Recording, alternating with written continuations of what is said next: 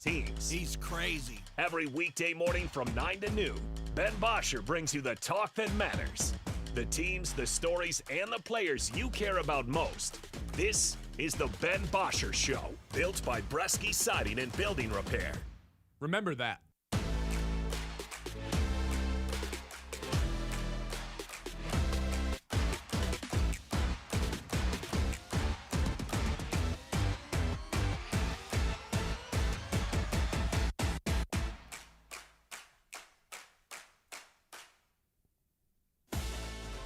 Hello, and welcome into the new Ben Bosscher Show.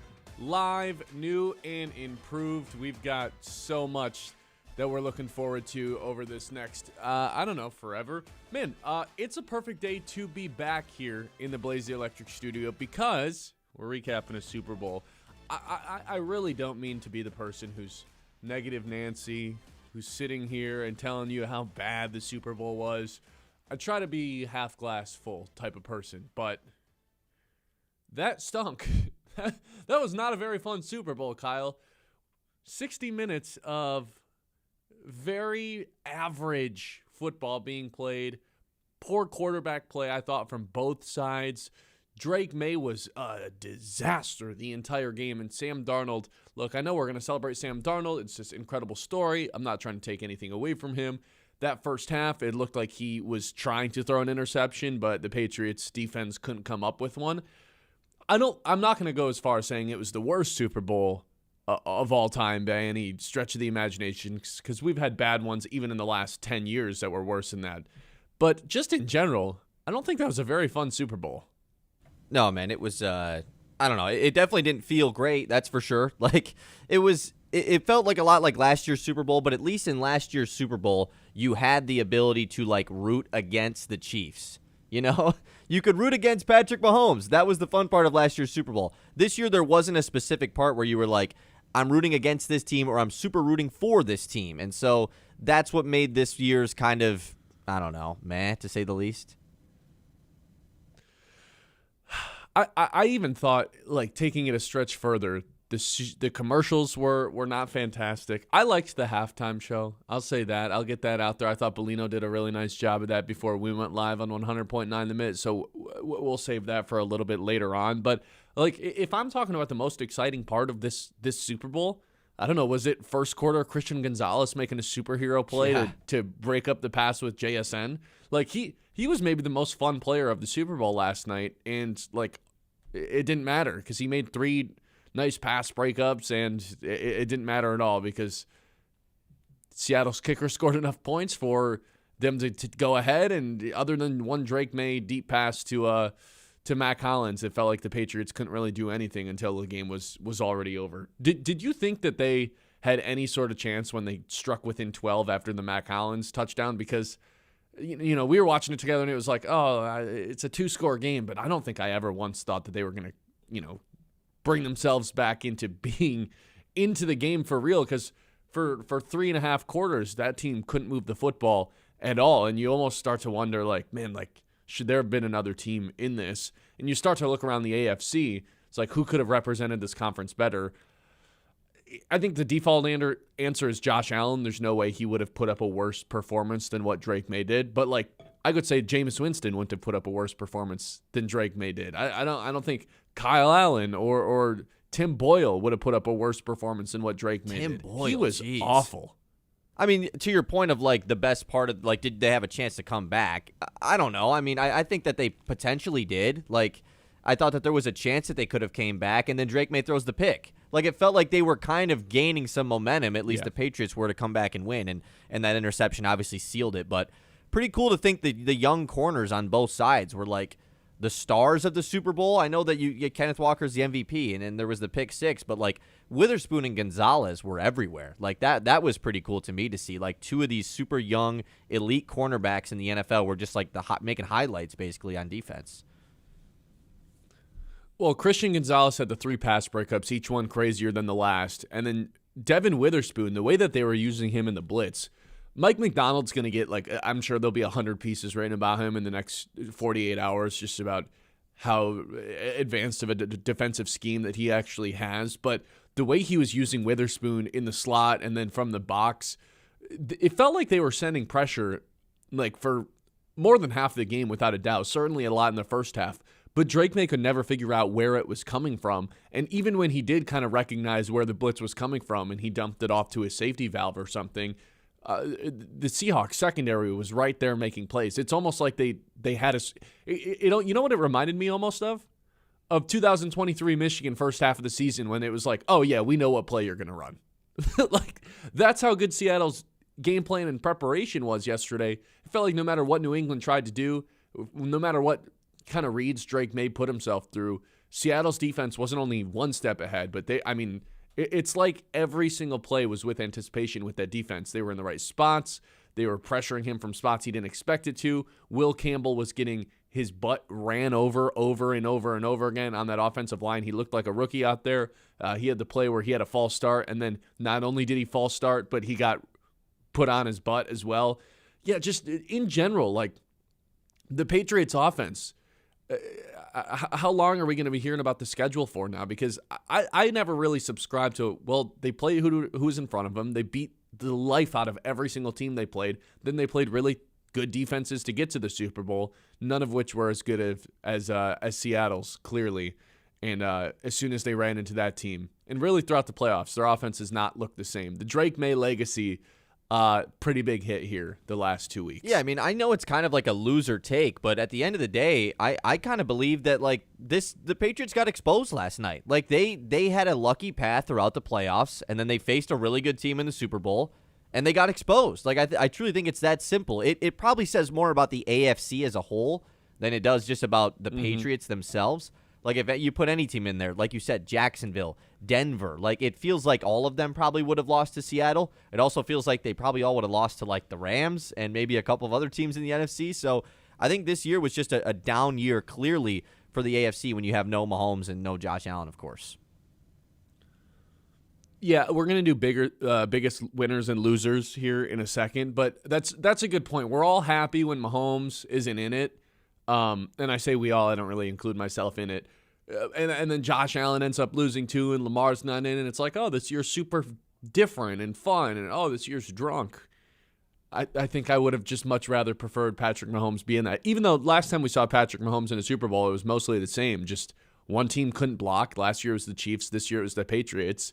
And, you know, if we've learned anything, Kyle, for next year's Super Bowl and all Super Bowls going forward, maybe it's just, hey, if there's one team that has major offensive line concerns, maybe just don't bet on them or predict them to win the game, because now this is back-to-back years where the team with the weaker offensive line, where it was somewhat in question, has just gotten destroyed once the big game starts against a better defense. Yeah, I think that's actually pretty fair. I mean, like you said, their rookie tackle, Will Campbell, they are going to be talking about drafting a new tackle in the first round this year. Like, that guy is going to have a rough couple of weeks here.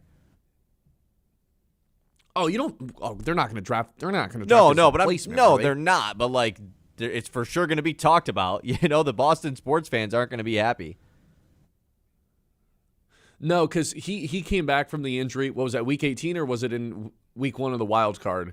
He came back from an injury and just has kind of been getting destroyed ever since. And then they had the rookie next to him as well, which always gets forgotten about because Will Campbell's 4th overall pick.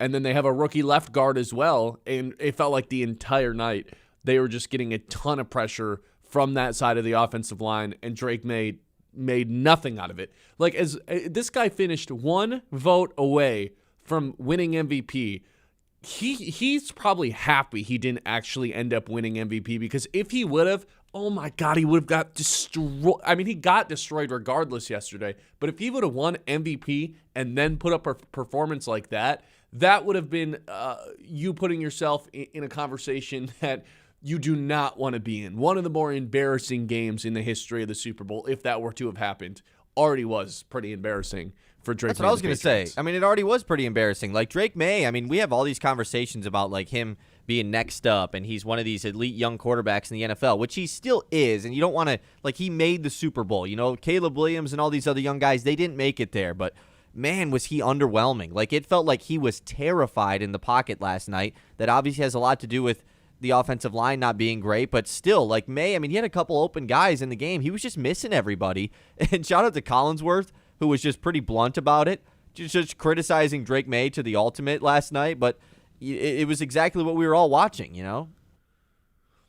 I don't know what else he was supposed to say, though. The interception he had when he just threw the ball right down, like if there was a straight line from where the center had lined up all the way to the other team's end zone, he just hucked it.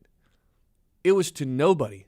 I truly, to this second, don't know if that was to Booty or to Diggs or what was going on through his head. He just throws the ball right directly down the middle of the field, and of course, it's intercepted. 989-837-6125. I'd honestly say my biggest takeaway from the Super Bowl last night was, that wasn't very fun. As much as we hype up, there's 2 weeks of hype, and then when there's a game like that, it's just a little bit of a letdown. Like, was that game ever really a game? Sure, for the first quarter and a half, like it was within striking distance. But at what point in that game did the Patriots show you we could win this game? Exactly. It did not happen. Very unfortunate when we have a Super Bowl like that.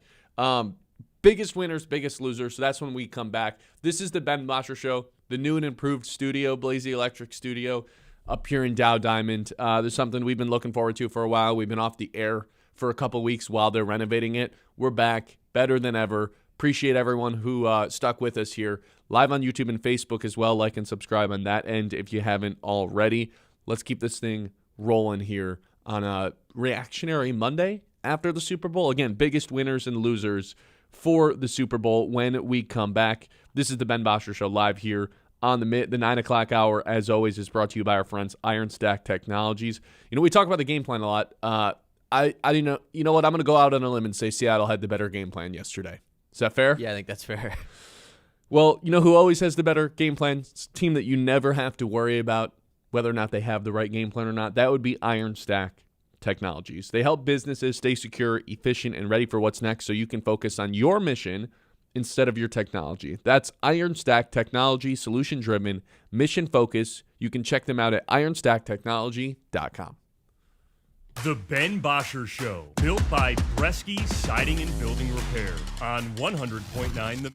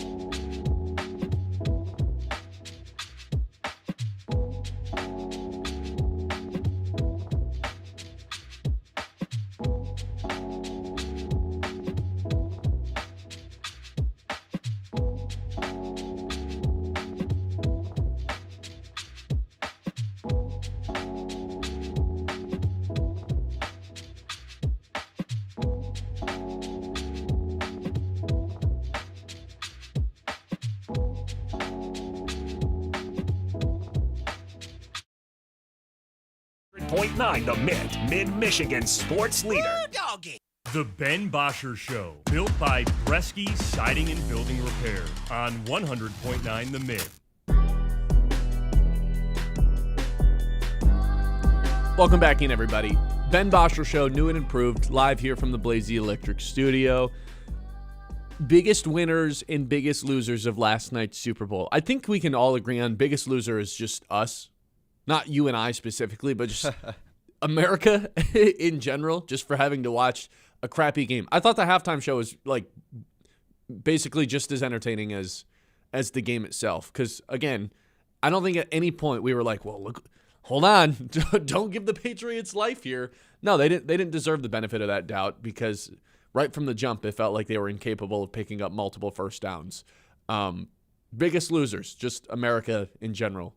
Or, you know what, I'll take it beyond just America, because it's what we do now. Watchers of the Super Bowl. Just not a very fun experience. I think just football fans in general are the losers of this because obviously, like, we've discussed this all week long, and this is kind of John's whole bit. Like, the Super Bowl is not for the football fans. It's for just people. Everyone watches the Super Bowl. It's an entertainment thing. And so the actual football aspect of this year's Super Bowl, those people who wanted to watch for that definitely were the losers of this. And the only exception is if you're like a defensive high school coach and you're in love with football. Yeah. Yeah, and some of the blitzing stuff I thought was really interesting with McDonald, but yeah, if you're just a casual fan, if you're a kicker, if you're a kicker, soccer player, maybe you were like, hey man, the kicker was the real MVP of the Super Bowl, so that that whole case. I really wanted to make the case that Jason Myers should have been the MVP because did you know he broke the kicking record last night for most points by a kicker in Super Bowl history? Yeah, I think they said that. Yeah, 17 points. The problem is his longest field goal is 41 yards. If he would have hit a couple deep ones, I think he had a real case to win MVP.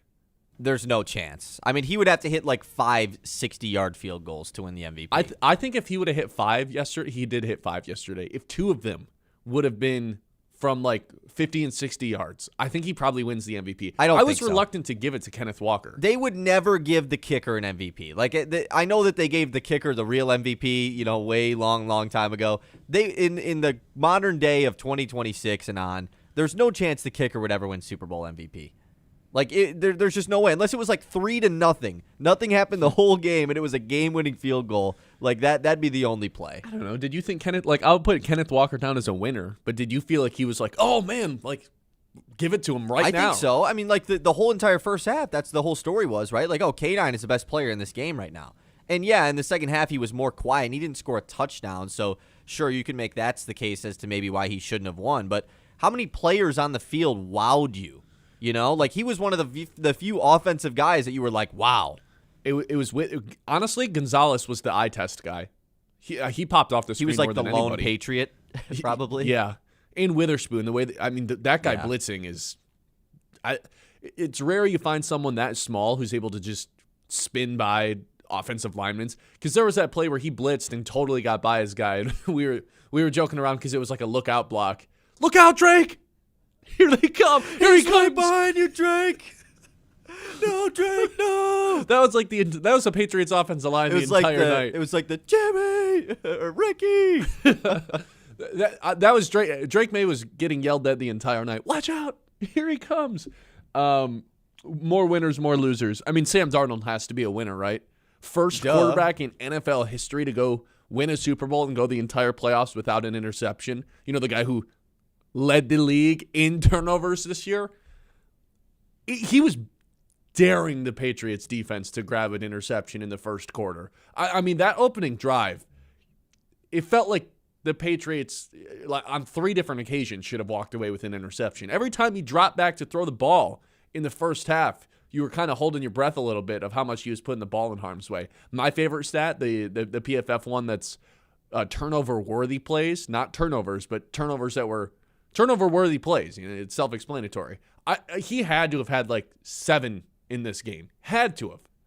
A lot of them were really early too. Yes. Like most of them were really early. But yeah, I mean, I'm with you. Like, I think that the Sam Darnold stuff, we kind of put all that to rest after the NFC Championship game, right? Like, there's no more of this. We can't do the Sam Darnold like, but I don't know if I trust it. Like, no, he officially was good.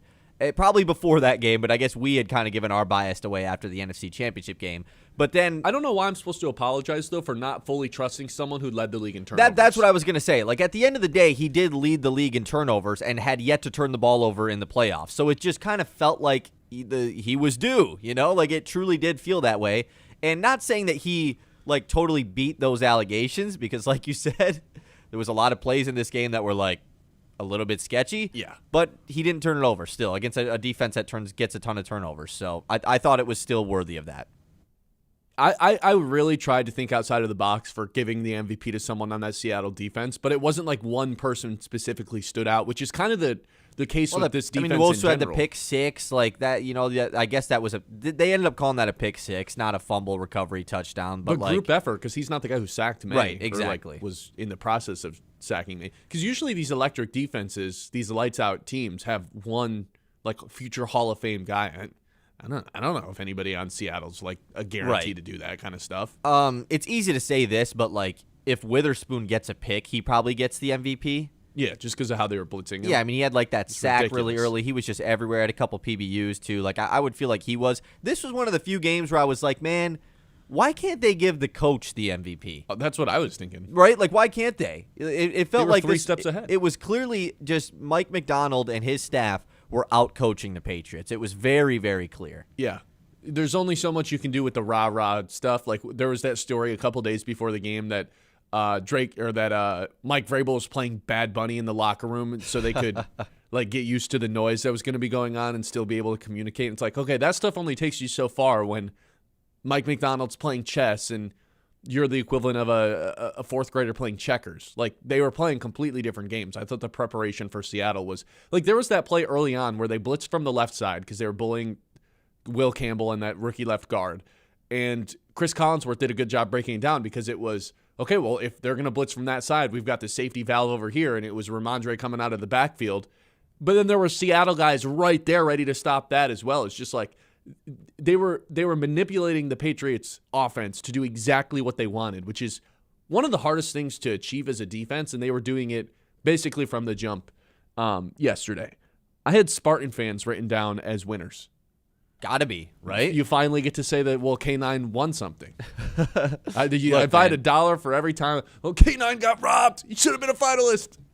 Is it not true, right? I mean, he got robbed, right? But I would rather have the Super Bowl MVP, Yeah, Spartan fans are big dubs because there was a lot of, the Michigan ties were in this game. Like, Mike McDonald won the Super Bowl, but Kenneth Walker, the Spartan, gets the Super Bowl MVP. Like, it should have been a Michigan Wolverine-centric Super Bowl, you know? But K9 was just like, nah, give me that. And I feel A.J. Barner scores a touchdown. Michigan gets some love there. Nope, doesn't matter. K9 gets MVP. I also feel like, rightfully so, Michigan State fans cling on to Kenneth Walker in a really romantic way. Don't tell me you're about to do the Wake Forest thing.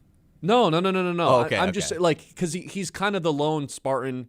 He's not the lone Spartan in the NFL, but he's kind of, in terms of like how good he was in college and how he's still relevant, plays a position that everyone knows. Yeah, he's of also fantasy football. Like, Spartan fans romanticize Kenneth Walker. He's a a lot. part of the last good MSU football team too. Like, that totally plays into it. Yeah, so I think there's just a unique relationship between that player and that team, that program.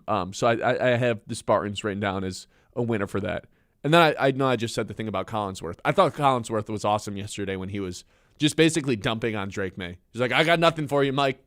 I have no idea what he saw. Yeah. You usually don't see Collinsworth do that. And he was pretty open about how bad May was. He was speechless after a bad play. Usually it's the good plays you're speechless on, but after the interception, he was just like, I don't know, Mike. He's never speechless though. He's just like, he just starts making noises. Yeah. Good game for him. Losers. Is J.J. McCarthy and the Vikings the biggest loser from this, or is it the Rams? Wait, who? And the Vikings? 9. Oh, 9. Yeah, the Vikings are the biggest loser at all. Like, they are they were already the biggest loser even before the game even started. Yeah. And now they're just even bigger losers, yeah. Is it really that far-fetched to say they're playing in this game if they would have just kept Sam Darnold? Because I don't think it is. They have the awesome offensive play caller. They have, just like Seattle did, they have the lights-out defensive play caller too, just as Seattle does. I don't think it's that crazy. I think specifically, too, like, O'Connell is a bigger loser than anyone because he almost gets a little bit taken away from him. He was like the guy that, hey, I took Sam Darnold, 14 wins.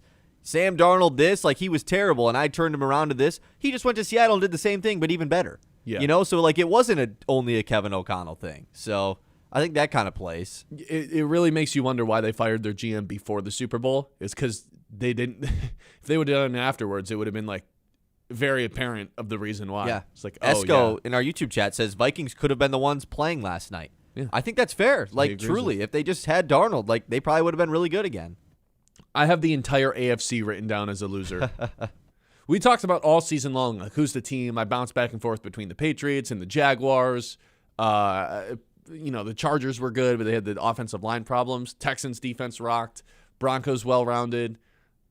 Did all these teams just kind of Yeah, I mean, that's what we had discussed all year. Like, that was we were kind of on that train early, and yeah, you could say we were haters, but like, who would have put up a better wrong? fight though? Like, that's kind of where I'm asking myself, and I think it's just too easy to be like, well, Josh Allen. You're probably right. Josh Allen would have put up a more fun fight. You know, Yeah. he would have made a couple plays where like, hey, maybe, you know, May didn't have a single one of those. No, and then you start to think around, and it's like, I don't know. Did you really trust Jacksonville to show up to that game? No, I think Seattle's defense destroys them.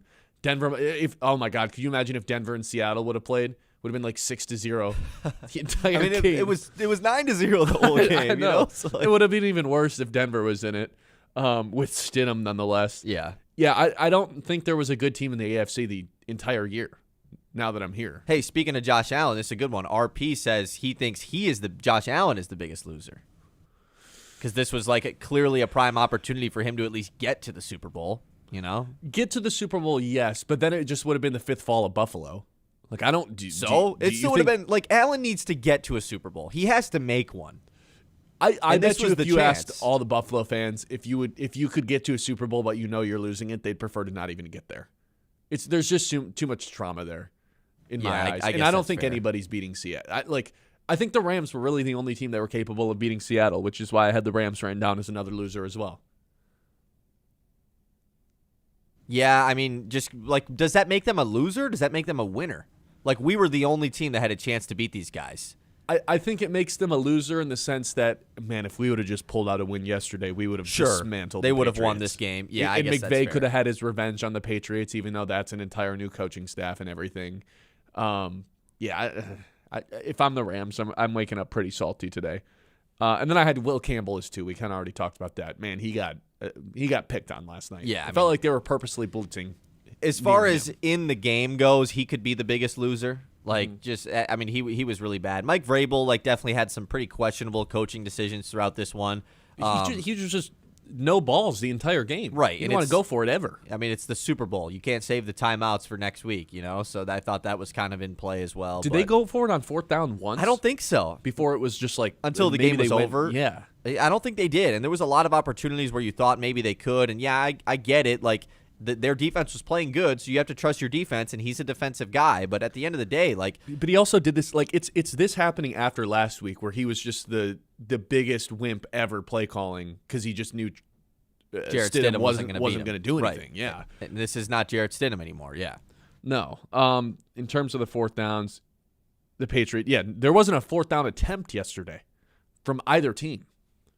That never happens anymore. You don't see that very often.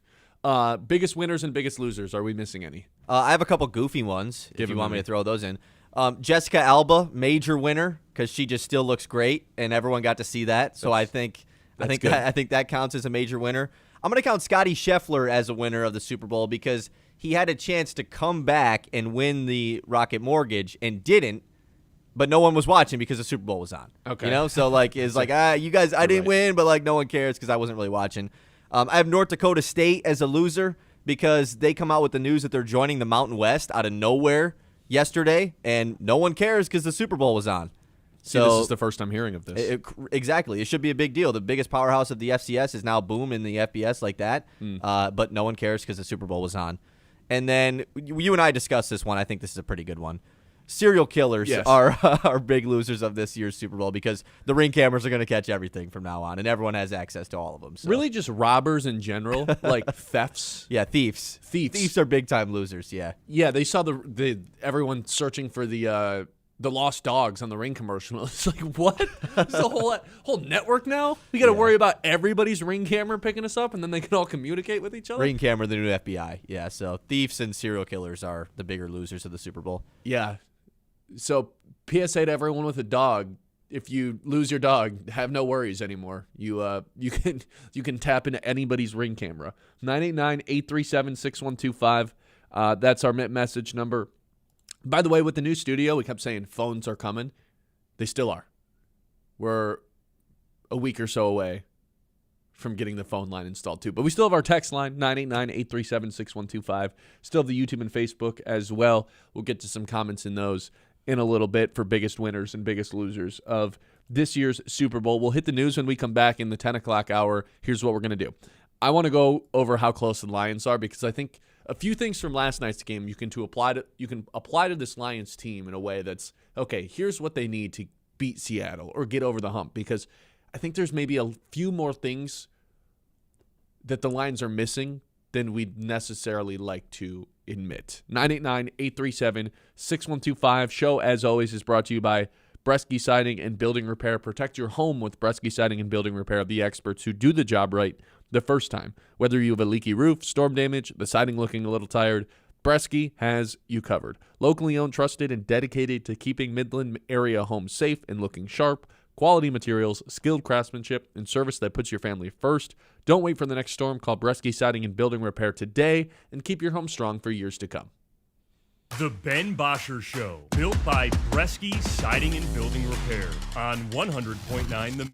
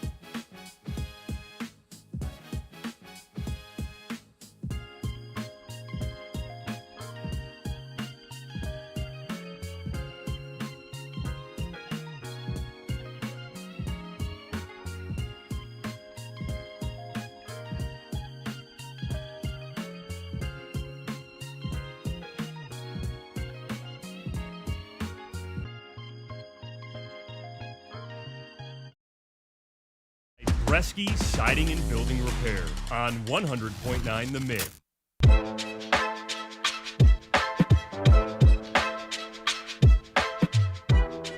It feels weird in the new studio. I don't have control of whether or not my mic is on or off. Kyle holds a dangerous power on over my head. Kyle, with that being said, take this thing away with the news. We went a little long in the last segment, so we'll make this quick. Tell us everything that's going on right now. I have a feeling there's going to be a lot more Super Bowl to discuss. The Mets Morning Catch. Yes, you're right, Ben. There is a lot more Super Bowl to discuss, but there is some other sports to discuss as well, so let's hop right into the news. First off, we got to take a look at the community calendar, as always, presented by Bresky Siding and Building Repair. Boy, the Northwood women's basketball team is just on a tear. They've won 8 games in a row. They extended their win streak to 8 this weekend with a win over Walsh. So if you're looking for something to do anytime in the Midland area, just go watch Northwood women's basketball, man, because they're on a tear. So They're like the Pistons. they are like the Pistons. Hey, speaking of the Pistons, let's toss this into the news. They're taking on a team who's on a big win streak tonight. Pistons Hornets tonight at 7. Hornets have won 9 games in a row. They're kind of unstoppable right now. Do we think the Pistons get it done? I do. Earlier in the year, before the Hornets got hot, they punked them. They made I think LaMelo scored 9 points in the game that they played earlier. And look, they're a lot better of a team. They're really coming along. It really feels like Con Knippel is picking up steam to potentially. He probably just won't He's not win the Rookie of the Year. No, he can't. Because of Cooper Flagg and how. But in any other year, or a lot of other years, I guess I should say, Con is. I mean, he's going to break all-time threes record for rookies, like all this other stuff. This should be a really fun game tonight for. I know there's a lot of people in our audience that like the Pistons, pay attention to them, don't really care about the rest of the league. It's not treated as if it's the NFL. You and I are not those people. We're very much tuned into what's going on in the NBA. This is probably the game of the day for like just the league pass viewers. I mean, this is sure. really fun. It's a number 1 team in the East versus like the hottest literal team. hottest team in the NBA right now. Yeah, and it's a lot of people's favorite team to watch currently. So, yeah, I think that's a good point. I'm excited for this game because when we played the Hornets earlier in the season, they were bad, Yeah. and now they're like kind of good. So I think that's kind of fun. Can I sneak something into the news here? Yeah, sure. So how about this? Every day we do an updated Olympic medal count. That's a good one because I didn't really know how to go about doing the Olympics in the news, so I like this. So, all right, right now, what do you value more, total medals or gold medals? I think there should be some sort of in-between where it's like gold is worth 3, silver's worth 2, bronze is worth 1, and that's how we keep track of who wins the Olympics. Sure, the gold medals are for sure like more valuable, I would say, than just total medals, but I mean, they both are important, of course. How many bronze medals is the equivalent of a gold medal? I mean, it would be 3, correct? If based off of your point scale? But that's like just off the top of my head. Like, should it be more? Should it be like Should 5 it be like a bronze 5, medals? 3, 1 type of scale? Yeah. Well, either way, if we're doing total medals, Italy has the most, the host country for the Olympics at 9, Norway 6, Switzerland 4, Austria 4, Japan 4, Germany 3, and then the United States and a whole bunch of other countries are tied for 2. However, both of the United States medals are in fact gold. Only 3 teams have 2 gold medals or more. That would be Norway with 3, Switzerland with 3, and the United States with 2. Norway, Switzerland, these like northern. So we're Europe, getting wiped, is what you're saying? huh? We're getting wiped as a country? Like, It's the events that have taken place yet. These countries from Europe, like the northern Europe with the snow, Switzerland, Norway, they dominate some of these sports where it's like we don't even have a chance. Like the skeleton, the luge, all this stuff that Sure. they do, they just do it as sport. We don't really have that here. I have a feeling the United States we got to will start catch up doing at it some then, point. man. We got to we got to catch up. That's all I'm The saying. United States will catch up in like the figure skating because they have that guy, I don't remember his name, but he does all the backflips. We saw Yeah, a bunch trillion of commercials for it Promos yesterday. for that, yeah. They'll catch up eventually, hopefully hockey too, but it's these very unique sports that you can't just do. Right. You and I couldn't just have access to doing. That's the sports that Switzerland and Norway and Italy seem to dominate. Yeah, I guess that's fair. We did a lot of Olympic stuff there, so we'll close the news with this, and we'll save a lot of the Michigan State we'll do the basketball stuff in the second part of the news. Red Wings, though, are officially off until February 25th. That's with, of course, the Olympics going on. We saw Dylan Larkin in the as a part of Team USA in that promo yesterday, so that was cool. Yeah, what was cooler, the Cardi B cameo during Bad Bunny's halftime show, or Dylan Larkin's like 0.5 seconds of screen time during the Olympic Dylan Larkin, commercial? of course, man. But Cardi B was just a part of a celebrity row that was there during the performance. So, like, she just kind of got lost in the mix. Dylan Larkin was all about him, so I liked that. I know NBC's got to do their own plugs, but we saw, like, what was the over-under in terms of the 10-second or 15-second promo that they would run? Every other commercial break ended with one of the promos. But, I mean, that's not anything new. You know, you watch a Fox game on college basketball game on a Saturday. That's the same way. How about this? Just have some different ones. Sure, I guess that's fair. Like, have one just for hockey. Know your audience. Have one just for hockey. Have one highlighting that figure skater who, like, here's the problem. I still don't know his name. I know he's really good. You didn't do a good job telling me his name yesterday. Have, like, different promos to where, like, oh, I can remember this. Instead, it was the same one or two over and over again of just, like, a montage of every Olympic thing where it's impossible to take away anything.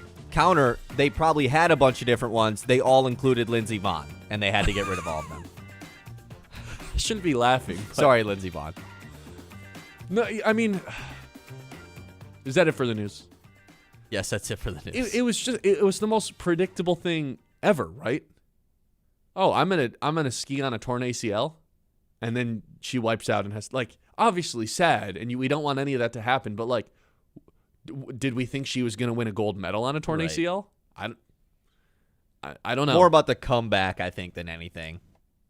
Of her actually skiing. Yeah, of her just, like, doing it. You know, like, kind of pleases the crowd of, like, well, I'm playing no matter what. You know, it pleases that group of people. Yeah, so. I can't wait for someone to have an ankle sprain next on the Pistons. Like, well, Lindsey Vonn skied on a torn ACL. Yeah, look what happened, man. 989-837-6125.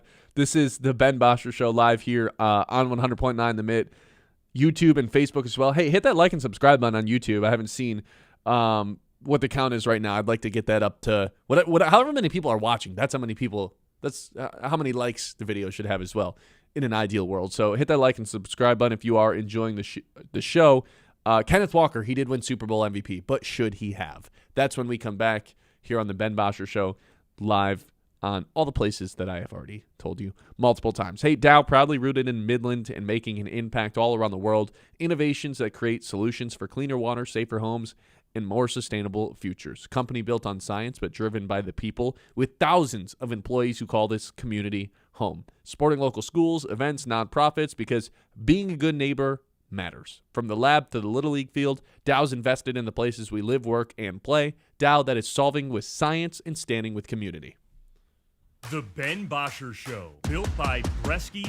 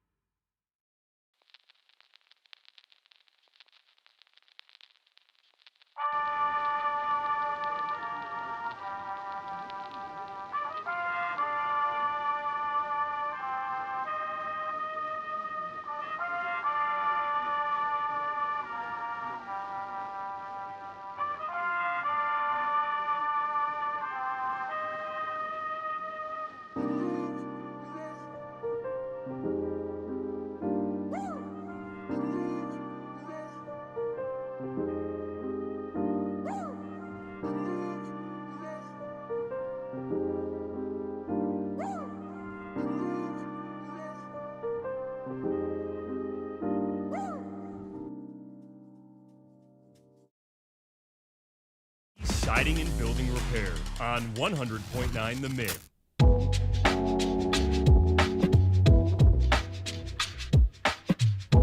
All right, welcome back in. Ben Bosscher Show live here on 100.9 The Myth.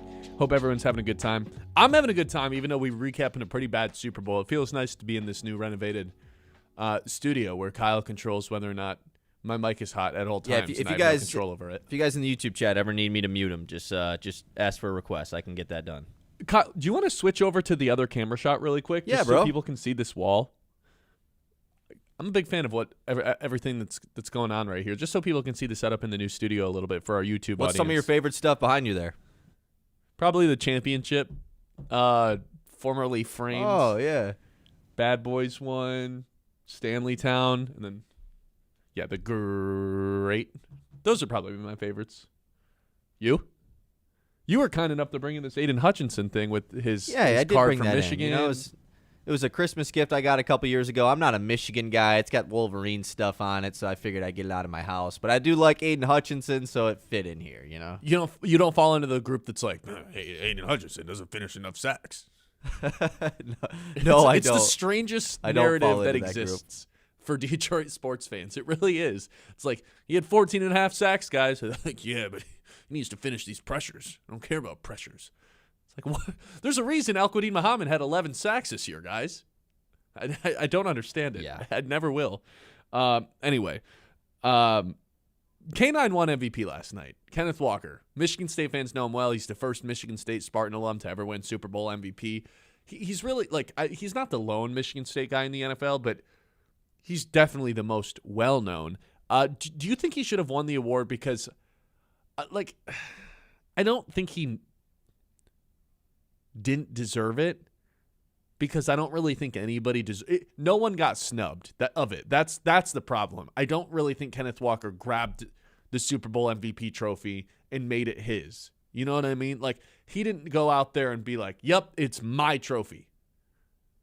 But no one else claimed it in any way other than Jason Myers, the kicker, which I think is one of the many reasons it was just kind of a anticlimactic Super Bowl. And now that's 2 years in a row. I think that's fair. I mean, we were watching the game together, and I think that, my whole time was K9 has to score still to win the MVP. If touchdowns are to be scored. Now, there was a time in this game when it felt like there wasn't going to be any touchdowns scored, but if he needed to score a touchdown.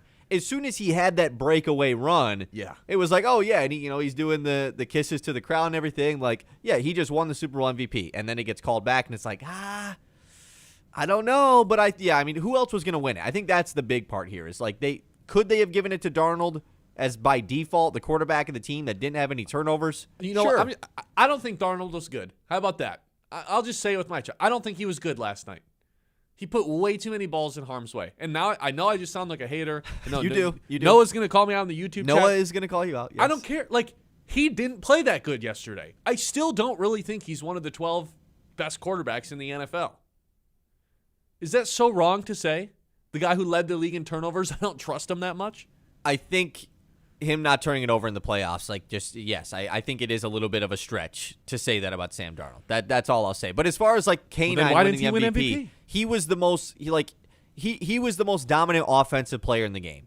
I agree with that. And so JSN goes out with a concussion. He has 4 receptions for 61 Cooper Kupp yards. had himself a good game, which he's won a Super Bowl MVP before, so that was cool to see him do that. But yeah, I thought who else were they going to give it to? That was my main thing. Did you see the story afterwards? Kenneth Walker, he goes 27 for 135.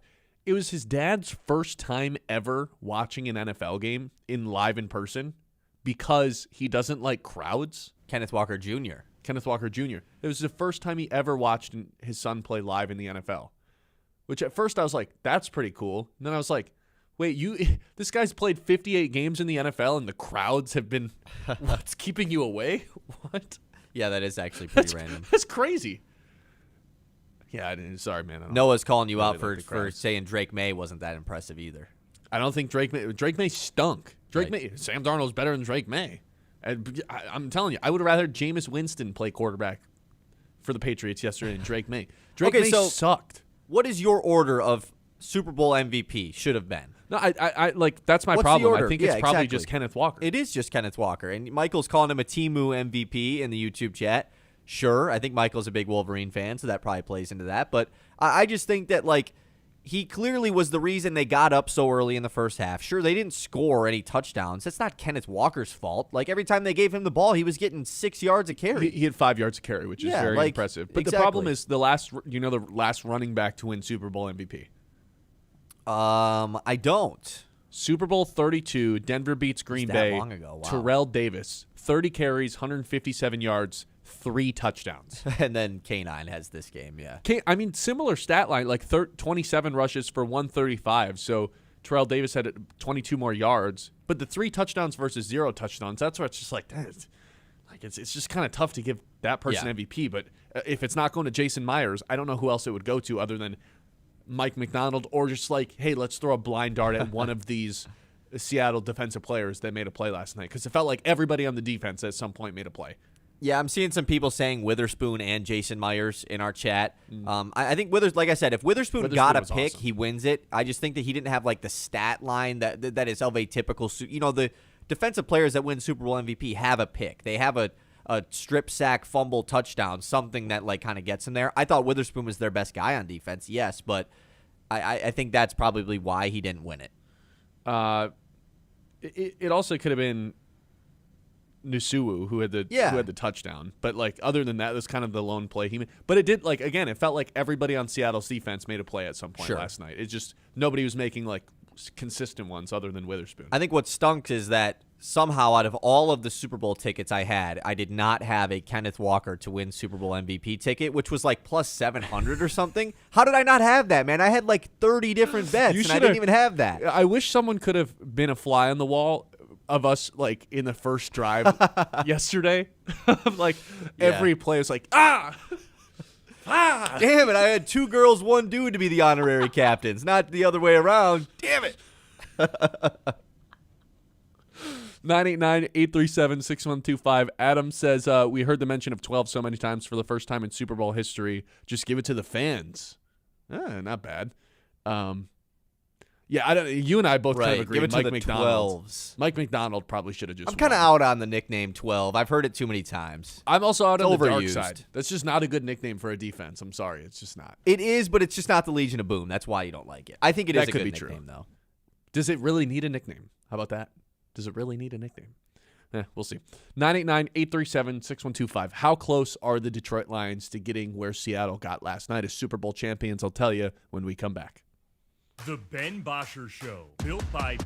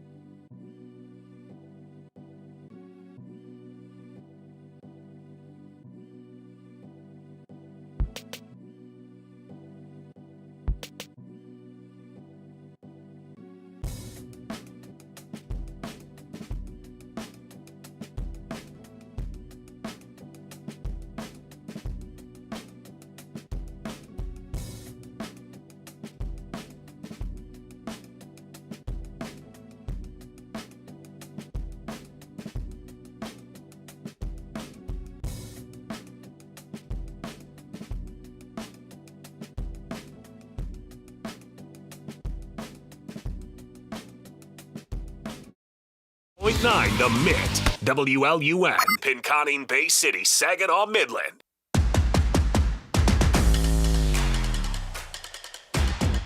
Welcome back in. Ben Bosscher Show live here on The Mitt. We are back on Facebook, on YouTube. 10 o'clock hour, as always, is brought to you by all of our friends. Let's just jump right into this. The Detroit Lions, how close is this team to winning a Super Bowl the way that Seattle was able to pull that victory off last night? So I think the number one thing that everyone is obviously going to bring up for the Lions to get back is the offensive line. Are they going to be able to fix the offensive line this offseason? We know it. I know it. You know it. We all know it. That's the biggest what if for this group. So if it's okay with you, Kyle, I'm going to gloss over that for now, because now the conversation becomes what else has to happen for the Lions to get to the Super Bowl. Here's one issue that I had with, or I guess currently have with the Lions roster after watching last night. What did both defenses have last night that the Lions just don't have and have not had for a long time? That is a shutdown corner. And we saw the way that Mike McDonald used Witherspoon. It was really fascinating. And honestly, I mean, we were talking about Super Bowl MVP. Obviously, they're not going to give it to a defensive player on the losing team. Who passed the eye test more than anybody last night on both sides of the ball?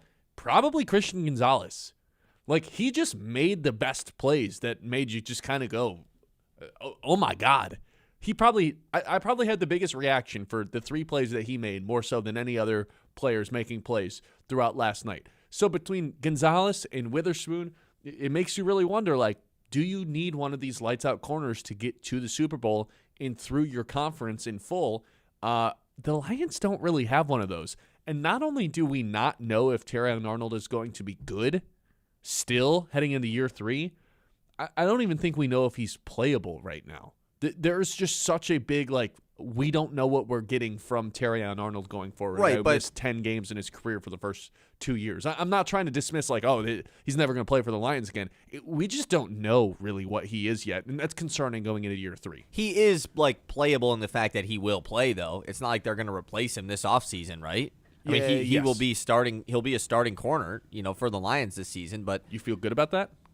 not necessarily. I mean, I just think the reason why I think it's so frustrating is because Christian Gonzalez, Devin Witherspoon, taken in the first round of the draft and immediate hits, right? Yeah. The Lions had that with Terrion Arnold, and they had it. I don't want to go back to a pre-Dan Campbell pick, but, like, Jeff Okudah was a top 4 pick in the draft, Like, and those guys didn't hit, but then you see all these other corners that get picked so early in the draft, and they're awesome right away. Like, you can continue this out. Pat Surtain has won a Defensive Player of the Year. Sauce Gardner just went for 2 first-round picks. J.C. Horn was Carolina's best defensive player. They made the playoffs this year. Stingley was a top 5 pick and is awesome. Like, there's so many corners that go in the first round that are great, and the Lions have tried that and haven't succeeded, so I think that's a good point. It does make me wonder if it's a Terrion Arnold issue or if it's anybody's drafted to this team is just like their backs against the wall in terms of surviving as a corner because of how difficult the defensive scheme is for these. Not even in terms of difficult, but just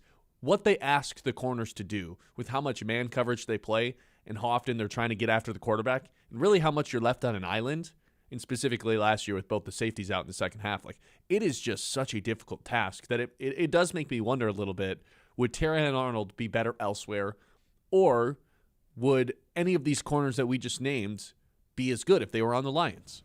I think so. I don't think this is like a Lions personnel issue, like I think, or like a Lions staff issue. These guys are just great players right away. But I mean, it is.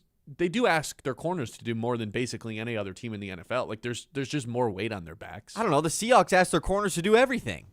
That's fair. We want you to blitz the quarterback. We want you to play zone. We're also going to send a ton of guys all the time, so you're in man coverage a lot, one-on-one. Like, I think that the Seattle corners are asked to do a lot. It's just different than what the Lions do. So let me bring you to my second point then.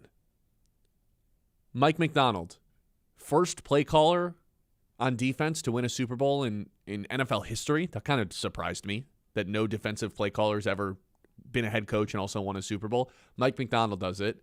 I don't know if you have some lights out play caller. I know Josh McDaniels is just kind of in his own tier. But you have a well-established guy for the Patriots. even last couple of years, Andy Reid for the Chiefs as a play caller. When you have Jared Goff as your quarterback and you have a young personnel on defense, it helped to have just one lights-out play caller, whether that's on offense or defense. And I think it's kind of in question if the Lions have any.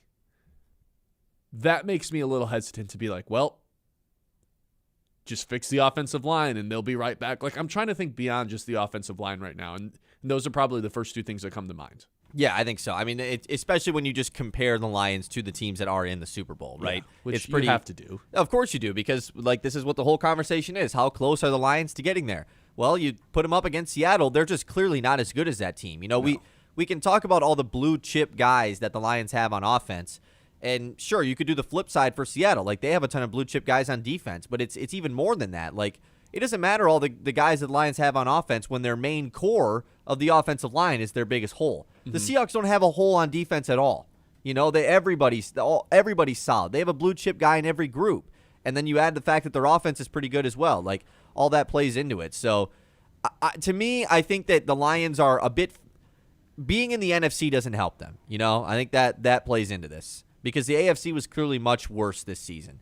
And it's easy to look at this Super Bowl and be like, man, anybody could have made the Super Bowl if Seattle and the Patriots were making it. Like, no one, I think in the NFC it was a little different. And no one, but just based off of the preseason stuff, you know, like Seattle and New England to make the Super Bowl, what? Like, that was never a thing.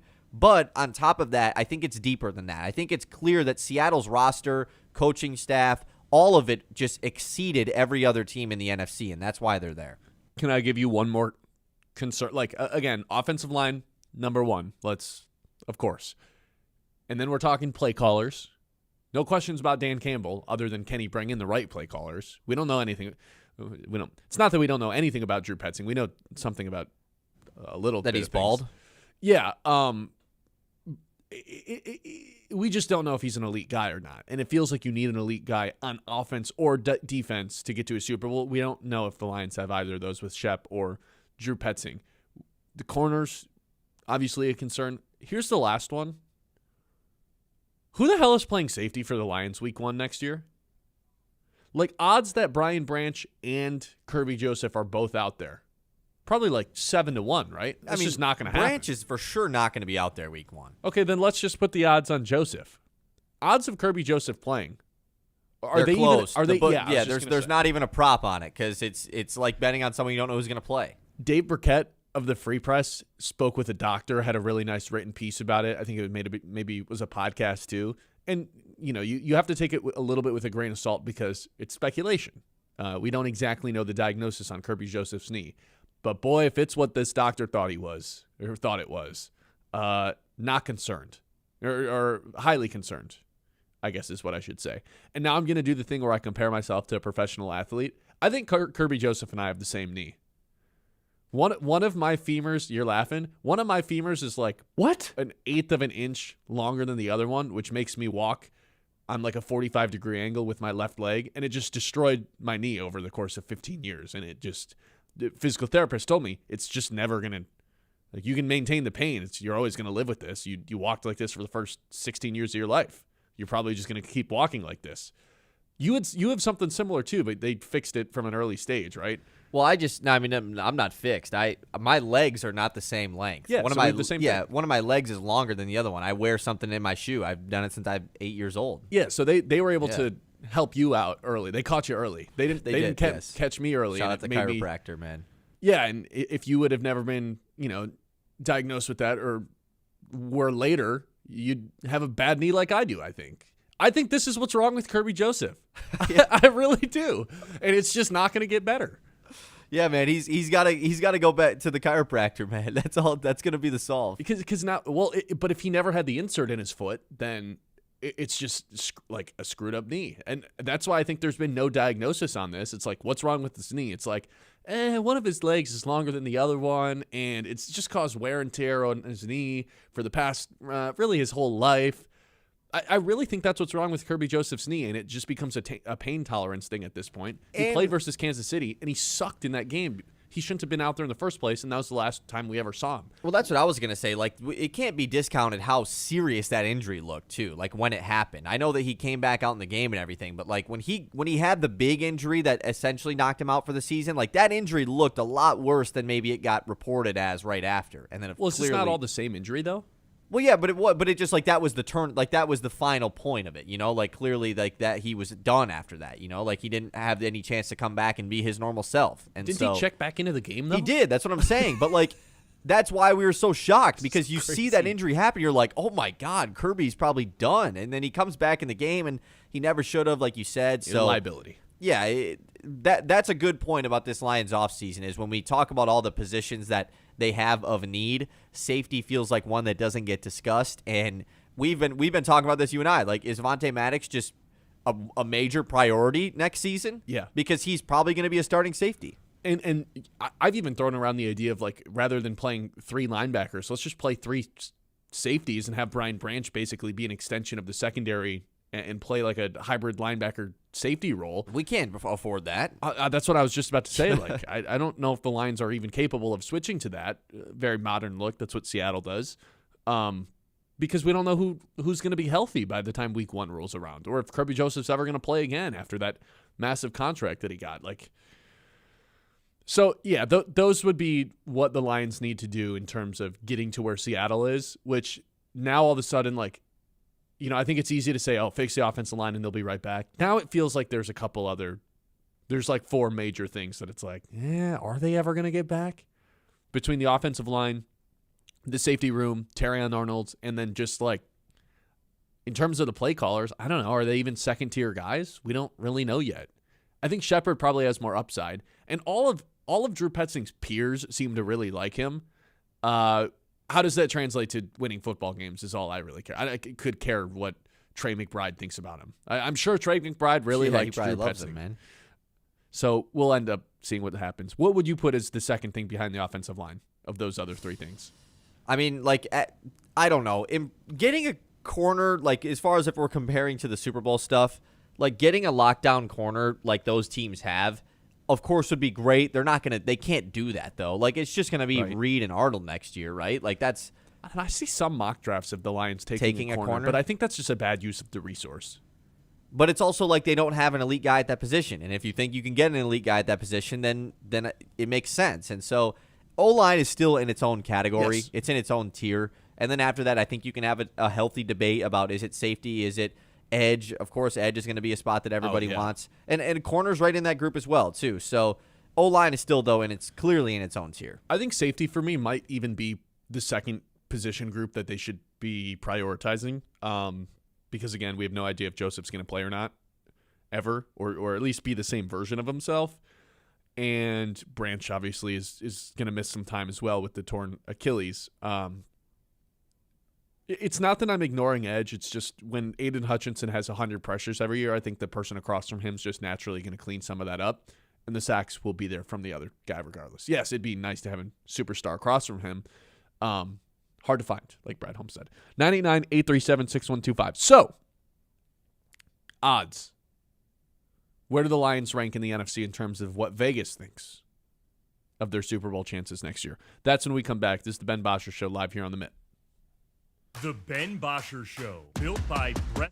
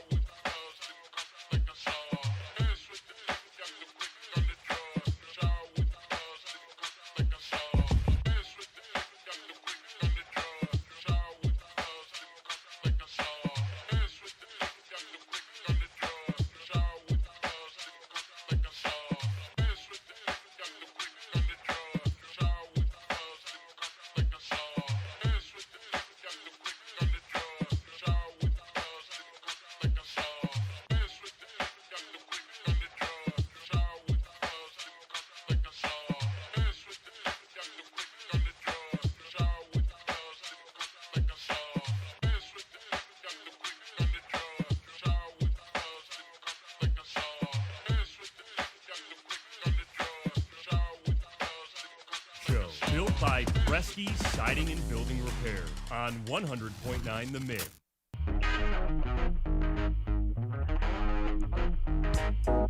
Welcome back in. Who do you think the favorite is to win next year's Super Bowl? This one's fairly obvious. I think it gets pretty up in the air after the first team. Fairly obvious? Yeah. Seattle again? Yeah. Oh, okay. Seattle plus 750 to win the Super Bowl next season. Who do you think is second? That's where I think the conversation starts to get real fun. We'll see how many teams there are between Seattle and the Lions. And then, of course, we got to look at the bottom of the odds because the Patriots had 4 wins last year. Who can we kind of bet on? Who's this next offseason? year's Patriots? That's going to be the whole conversation. It is back-to-back years. We've had a team that had 4 wins the year prior make it to the NFC Championship or the Conference Championship or further between them and Washington. Sure. I mean, but they also made the Super Bowl, not just the NFC Championship game. So the second team, I mean, we got to have an AFC team in here, right? If it's NFC first, you would think it's going to be is it just the Rams, though? It is the Rams. Yeah, I started to think about it more and more. Then there's 2 teams tied for third, both AFC. Is it Bills and Chiefs? No. Either one of them? Bills. Chiefs, really? No. So I can get value on the Chiefs right now, is what you're telling me? You can. Bills and Ravens are tied at plus 1,200. Okay. Yeah, I mean, I understand the Ravens stuff. I think the Jesse Minter hire is going to be pretty good, so I understand that. This is where they lose me. I'll never understand this. Somehow every offseason, the Green books, Bay. Yes. Yeah. Every single offseason, Green Bay gets treated like they're this perennial Super Bowl contender that like nothing ever goes wrong for this team. What are we talking? Did everyone forget what their head coach did in the playoff game a couple of weeks ago? Did everyone forget that at the generic sports book that I'm looking at? And the fact that Jordan Love just kind of isn't that good compared to all these other quarterbacks. Right. And they lost their defensive coordinator who's been like a rock for that team the last couple of years. He's now head coach in Miami, so yeah. For them to be the third team in the NFC, I guess I don't love that. Then there's a AFC team after that. Houston? Nope. No Houston, really. AFC, actually, I take it back. AFC and NFC team are tied at 15-1. Oh, the Chargers. It's got to be the Chargers, right? Yeah. Which I like the Chargers, man. I hate that I'm doing this because it's the Chargers. Something will they're inevitably cursed? go Yeah, wrong. Exactly. But healthy offensive line with Mike McDaniel and Jim Harbaugh and Herbert coming off the best year of his career, even with that offensive line that sucked it. I really like what the Chargers have going. However, it's the Chargers, and something bad will happen. Yeah, they'll just lose in the wild card round. Or someone will get hurt. Well, yeah, even if people do get hurt, they'll still just lose in the wild card round. Yeah. And then there's a NFC team tied with them at 15-1. All right, right now, day after the Super Bowl, number one team that's bad last year that could be good next year. Like, who is the first team that's like, yeah, they are next year's Pats? If you just had to, obviously you're not saying they're going to go to the Super Bowl, but Am I allowed to look at the odds? But if you had to pick one, sure, go for it. Because Noah in our YouTube chat says the Giants are next year's Pats. That's kind of the pick, right? With Harbaugh, and then you have Jackson Dart and Malik Neighbors coming back. The Giants are going to go to the Super Bowl, though, just like feels wrong. Obviously, we're not saying all that, but it feels like they're an opportunity. That division is pretty wide open. Like, I have no idea what the order of that division is going to be like, so it feels right. Well, Philly's the team that's tied with the Chargers at 15-1, and then that is where the Lions and Chiefs come in at 16-1. And we are in the every other and then the offseason Patriots path of the Eagles too. So like next year, both of their coordinators will be awesome, and they'll both get head coaching jobs. Like that whole thing is going to happen again. So yeah, I mean this website can take my money now with the Lions at 16-1, even though we just addressed all the problems that they have. Go ahead and take my money now. I might even do one for Kansas City as well because they're never going to be that high of value. Seems responsible. The longest odds team that I think could realistically be the Vikings. Is that a valid answer? Plus 5,500 with 55-1. Yeah, it really just require them switching up who their quarterback was. I think there's going to be a team that like shocks everyone. Now we're in an NFL where it kind of just happens every year, and both of them shocked everyone this year. That's the weird part. What about the Bengals? You give any love to the Bengals? That's what Michael says. They're 30-1. Yeah, I mean that's pretty good. It's pretty good. Like if their offense is good enough, if they can stay healthy, of course. it's tough for me to bet on bad organizations. Right. They've shown no ability to protect Joe Burrow. They've shown no ability to put together a defense around them. Bad scouting departments, bad just top to bottom across the board, low functioning organization. So And yet you said the Lions could win. Oh, who said that? Come on. Who said that? Lions are they signed a free agent a year and a half ago, and he called him in a high level organization top down. I forget who it was. But Jamal Adams, I think, when he came in, was it him? I think it was. I think it was him, Good pull. Yeah, I mean, that was mainly just a history joke more than anything. How about Atlanta? I'm sorry. Hell is playing quarterback for Atlanta? Like next we year? can talk all about Kyler? Atlanta. They have great weapons. They have great defense. Stefanski, it's a good hire.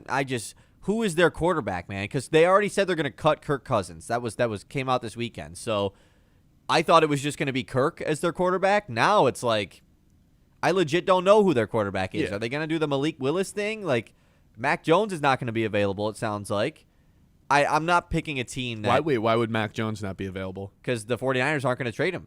They said like because he signed a 2-year deal with them last offseason, and they're like, yeah, he's going to be Purdy's backup again. Like, why would we trade him? He's a great backup.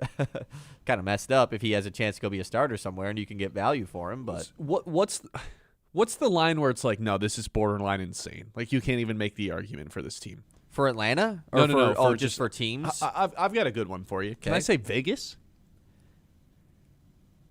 No, Why? Vegas is not this year's Patriots, man. There's no chance with a rookie quarterback. Like, we can do the year 2 quarterback thing with Drake May, sure. Rookie? Daniels did it. I'm not saying saying Daniels Super did not Bowl. do it. I'm not saying Super Bowl. I'm saying just like this is the team that was really bad this year that shocks everyone the next year. Sure. I don't care about what they do in the postseason necessarily. It's okay, sure. Also, though, it's just like they are in the worst division possible to be that team. Are they? With the Broncos, Chiefs, and Chargers, we were just talking about all 3 of them. The Broncos aren't just going to suck again next year. Like, they're going to be good at least. You know what's funny to me? They're 125 to 1, 151 team that made the playoffs this year. The Carolina Panthers. Yeah, I mean, did they make the playoffs? Like, yeah, whatever that is. What about the Steelers, huh? They're 100 to 1. I was just thinking about a team that was in the playoffs last year.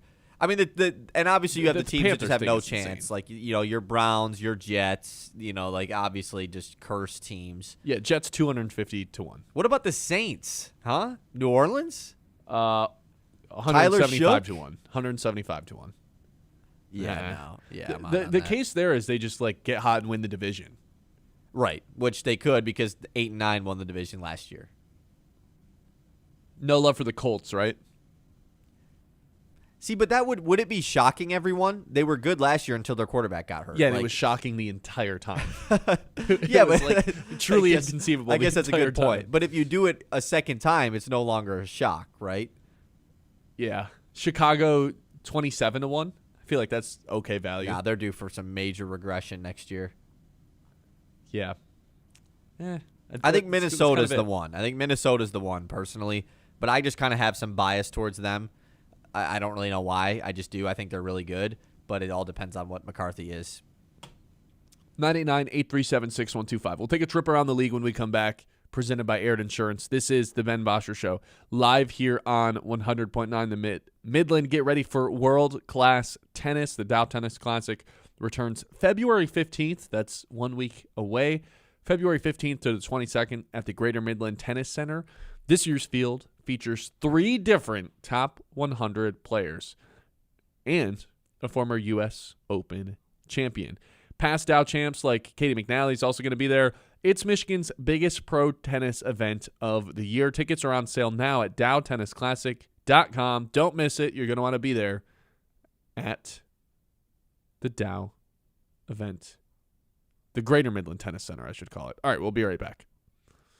The Ben Bosscher Show, built by Bresky's.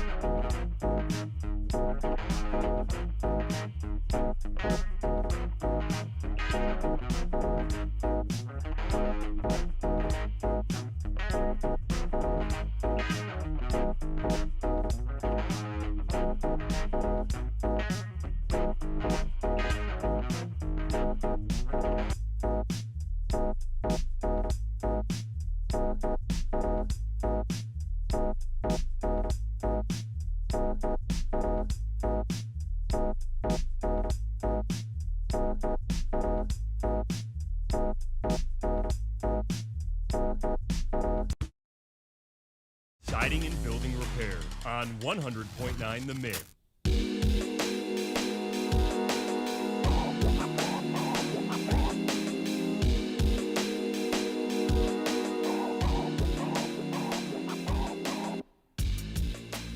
All right, welcome back in.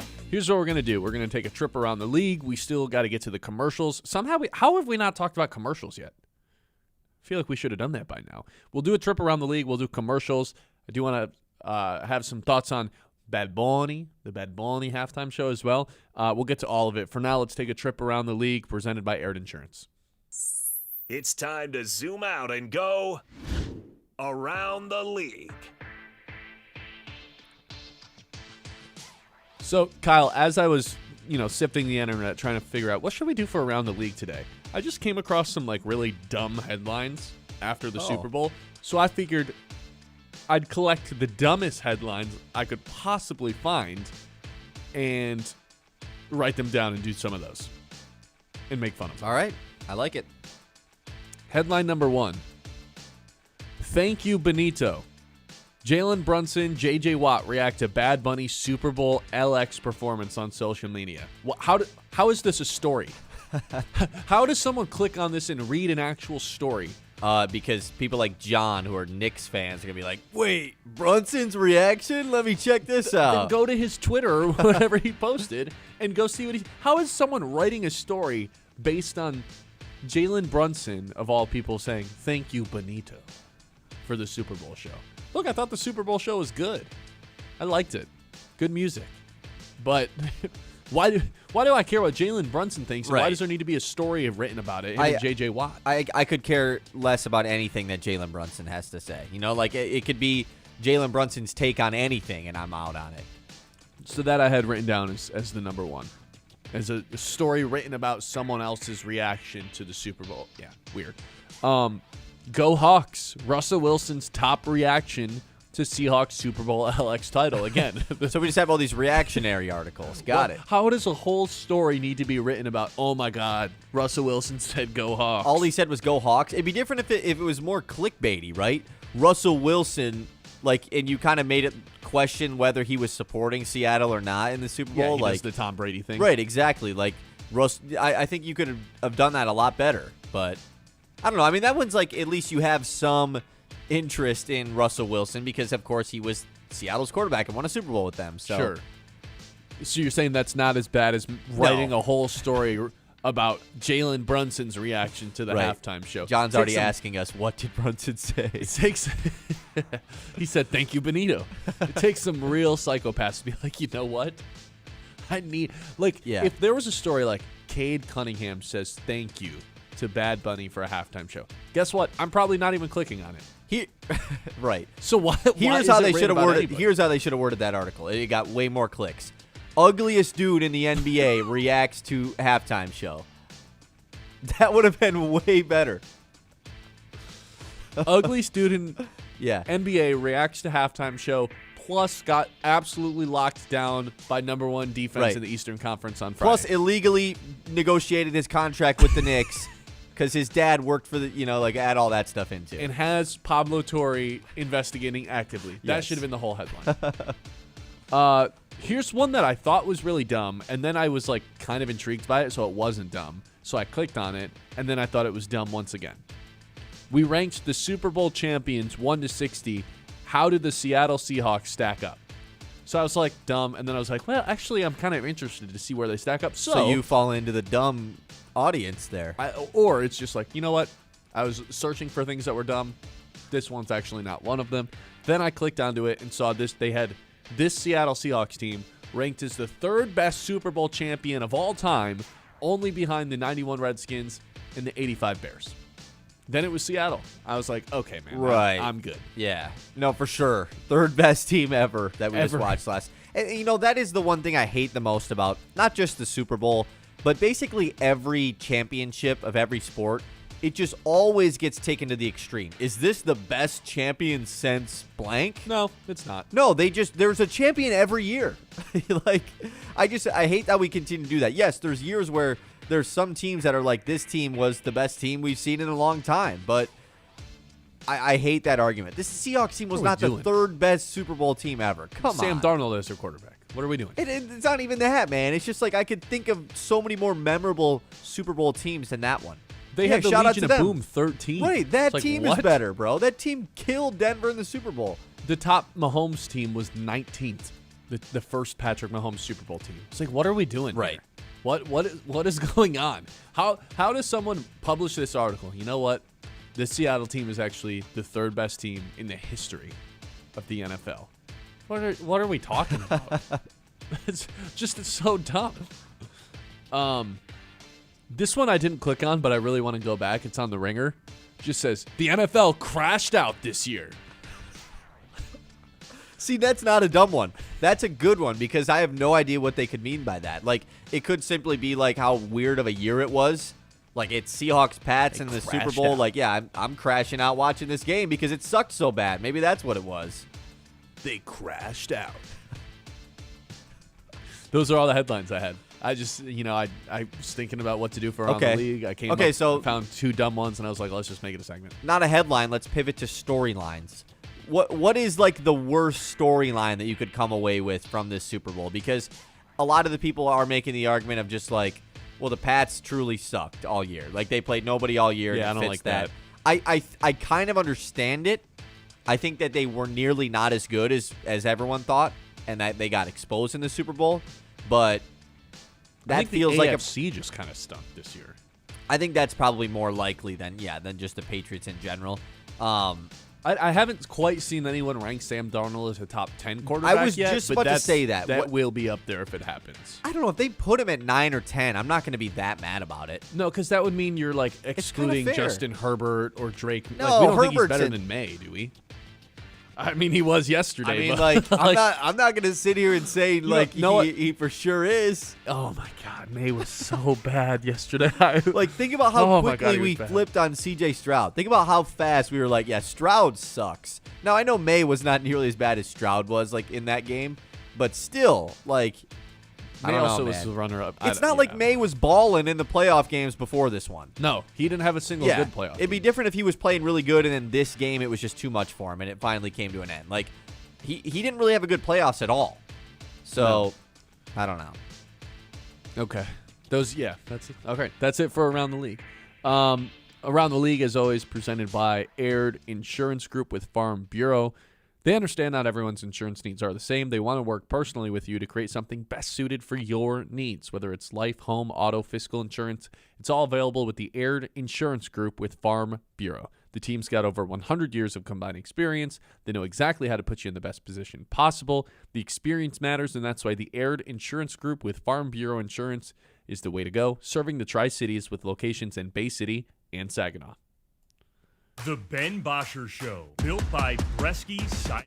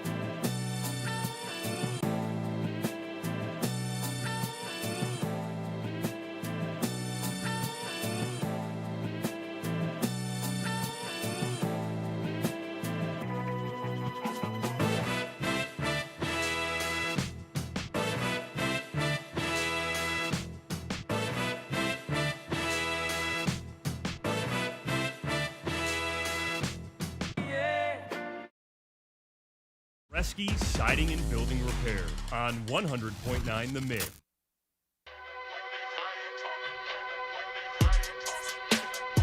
(989-837-6125). Messages open. We've got our YouTube chat and Facebook chat as well. Commercials from last night, something we have to tackle. I made a list of, I'll just start by saying this. I didn't think the commercials were that great yesterday. I'm a goer for funny. You said yesterday, like, there was some sad one playing, and you were like, just talking dogs. That would have made it better. And then I think the next commercial had a talking dog. Yeah, I mean, you got to make the commercials funny, man. That's the whole point. They can't fit in. It can't look like just another commercial that you'd see on a regular game or just watching TV. Like, you got to understand how many people are going to be watching this, and you have to attack the nobody else, like, this is our big opportunity. Let's do something super memorable. And it feels like 25% of the commercials or the advertising people, they just don't realize that, and they make it just another commercial that basically fits in. I'm out on anything that tries to make me sad during the Super Bowl. I'm not trying to be sad during the Super Bowl. I want to be entertained. I want to laugh. I want to see something that I've never seen, even if it's a dumb thing like the nerd gummy clusters where it's just like, oh, there's this big giant gummy that's just like dancing around. It's colorful. There's music. I'm fine with anything like that. You lose me where you try to make me sad. So I have a list of the top 5 commercials that I saw from yesterday. Honorable mention to Levi's Butts commercial that just had butts, shaking butts in jeans. I'm simplistic, Kyle. Sometimes butts are just funny. And I'm maybe 23, but butts will always just be funny. Yeah. The butt commercial was his favorite one. Yeah, no, I said honorable mention. Oh, okay. The top 5. Number 5. This is actually in no order. Number 5 is just order of chronological how I would watch them. The Red Bull Riz dog, the dog who tied up his owner on the tree and just had ultimate Riz with the lady dog. Did I miss this commercial? I don't remember this one. You don't remember this? He was I must have missed it. The girl was like, the lady dog was like, they were at a dog park. The lady dog was like, we should leave. And the dog was like, 1 second. And he took the leash from his owner and wrapped his owner up in the tree, then went back to the lady dog and was like, And then the lady dog was all over him. It was great. Ultimate Riz dog. All right. Budweiser commercial just kind of has to be on here, right? The free bird, horse and eagle. The real American commercial, Just a horse, an eagle, and a beer, man. I mean, just talk about the USA right there. Yeah, it's and a big 3. You've got the guy at the end who starts shedding a tear a little bit. That was fun. That was definitely the funniest part of that commercial was when the like redneck dude like started crying. He's like, I just got something in my eye. That was funny. And then they have the camera shot of, and then they actually had the eagle on top of the horse. Right, that was at sweet. Super Bowl. At the Super Bowl, when they cut back to that, I was like, "What the heck is going on?" That a Clydesdale with a freaking eagle on it. That was crazy. I can't imagine what was going through that horse's head though. Like, what is on my back right now? This is not a human. Yeah, that was cool. Also, you called it from within, 3 seconds of it starting. There was a baby eagle and a horse, and you were like, oh, Budweiser. Yeah, I mean, because it was the Clydesdale. I guess just every Budweiser commercial ever, yeah. Free bird. Okay. I really liked the Just a Guy commercial with Guy Fieri. The Bosch Tools one where he was just a guy. Just jeans, flannel. Yeah, we say just a guy all the time on this show. He's a jag, He's just a guy. And then he turns in, and no, I'm Guy Fieri when I use these tools. I thought that was super creative. And I'll always just remember him from Minute to Win It, not actually as a chef. Liquid Minute IVs. to Win It is what? Wait. That's what you remember Guy Fieri from? Yeah, I don't watch cooking shows. Not diners, drive-ins, and dives? I don't even know what you're referring. I know he's a chef. I know he makes food. That's like what he's famous for, yeah. Okay. Minute to Win It, man. Liquid IV, the singing toilets. That was great. See, that was another one where, the commercial right before it was some sort of, sad, guilt-trippy type commercial to get you to buy their product because it's sad or whatever. Yeah. And then it was like, dude, these commercials, man, they'd have to have something funny. And then it's just singing toilets right after. It's like, yeah, that's what we want. Singing toilets. You know what? There wasn't any of this year of something that just caught you so off guard, like the Puppy Monkey Baby. That's the most classic. What is this? There wasn't really anything like that this year. It was just I a lot think of the karaoke AI, one was like a what is this? Like, why are we singing karaoke right now? the Coinbase one. Yeah, like I think that was kind of one They've of been them. doing that for a couple of years though. Right. Like their Super Bowl ad cost them like just an intern 4 hours. That's the price of it. And I think it kind of, like you said, it plays to a more grand scheme commercials conversation, which I'll bring that up after you're done with your top 5. Well, I only had one more. It was I okay. liked the Liquid Death, the doctor. Like I thought it was like some medical thing. It was like the doctor talking directly to you as a consumer, and then it's just like, do you deal with exploding heads? And all the heads just kept exploding. He was like, well, drink Liquid Death. The Liquid Death commercials just blow my mind. I mean, Liquid They're Death just they own the commercial game. Yeah, Their normal commercials are Super Bowl commercials. You know what I mean? Yeah, like no, they right. understand. they put in the effort for it. Yeah, Yeah, they just go as crazy as possible. Whether it's the pregnant lady drinking Liquid Deaths in the car and she gets pulled over. They've had some crazy ones over the past year or so. I like that one the most too, because it was just like exploding heads and they're putting the fake heads back Sure. on people. Like I think that's goofy. I think the goofy commercials are the most memorable ones. Like that's the angle to take. But if we're forgetting any too, let us know in the YouTube chat. We got some people saying the Dunkin' Donuts one. I don't know. I didn't love Which the one was Dunkin'. that? It was where it had all the throwback TV and movie stuff yeah, with Ben yeah. Affleck, Yeah. and then Tom Brady was in it, Jennifer Aniston. I didn't love it because it was obviously an AI commercial. Like it was using the younger version of those people from when those TV shows and movies were on. And so, Yeah. I mean, it wasn't like a bad commercial by any means, but I think that's kind of the whole point of this thing is that every John, we're forgetting a big one here. John says we're leaving off the Sabrina Carpenter and Pringle Man one. That was a pretty good commercial, man. You know what it was? It was good use of Sabrina Carpenter. Yeah, Like- good, clean fun. But it was like Pringle's smart. Let's bring Sabrina Carpenter on to be the girlfriend of the Pringle Man. You know, like Yeah.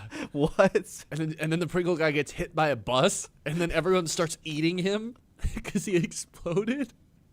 Yeah, that was good. Good commercial. Yeah, Good exactly. commercial. But I like thought I assumed the Sabrina Carpenter one would be a little bit more seductive than that, and it wasn't.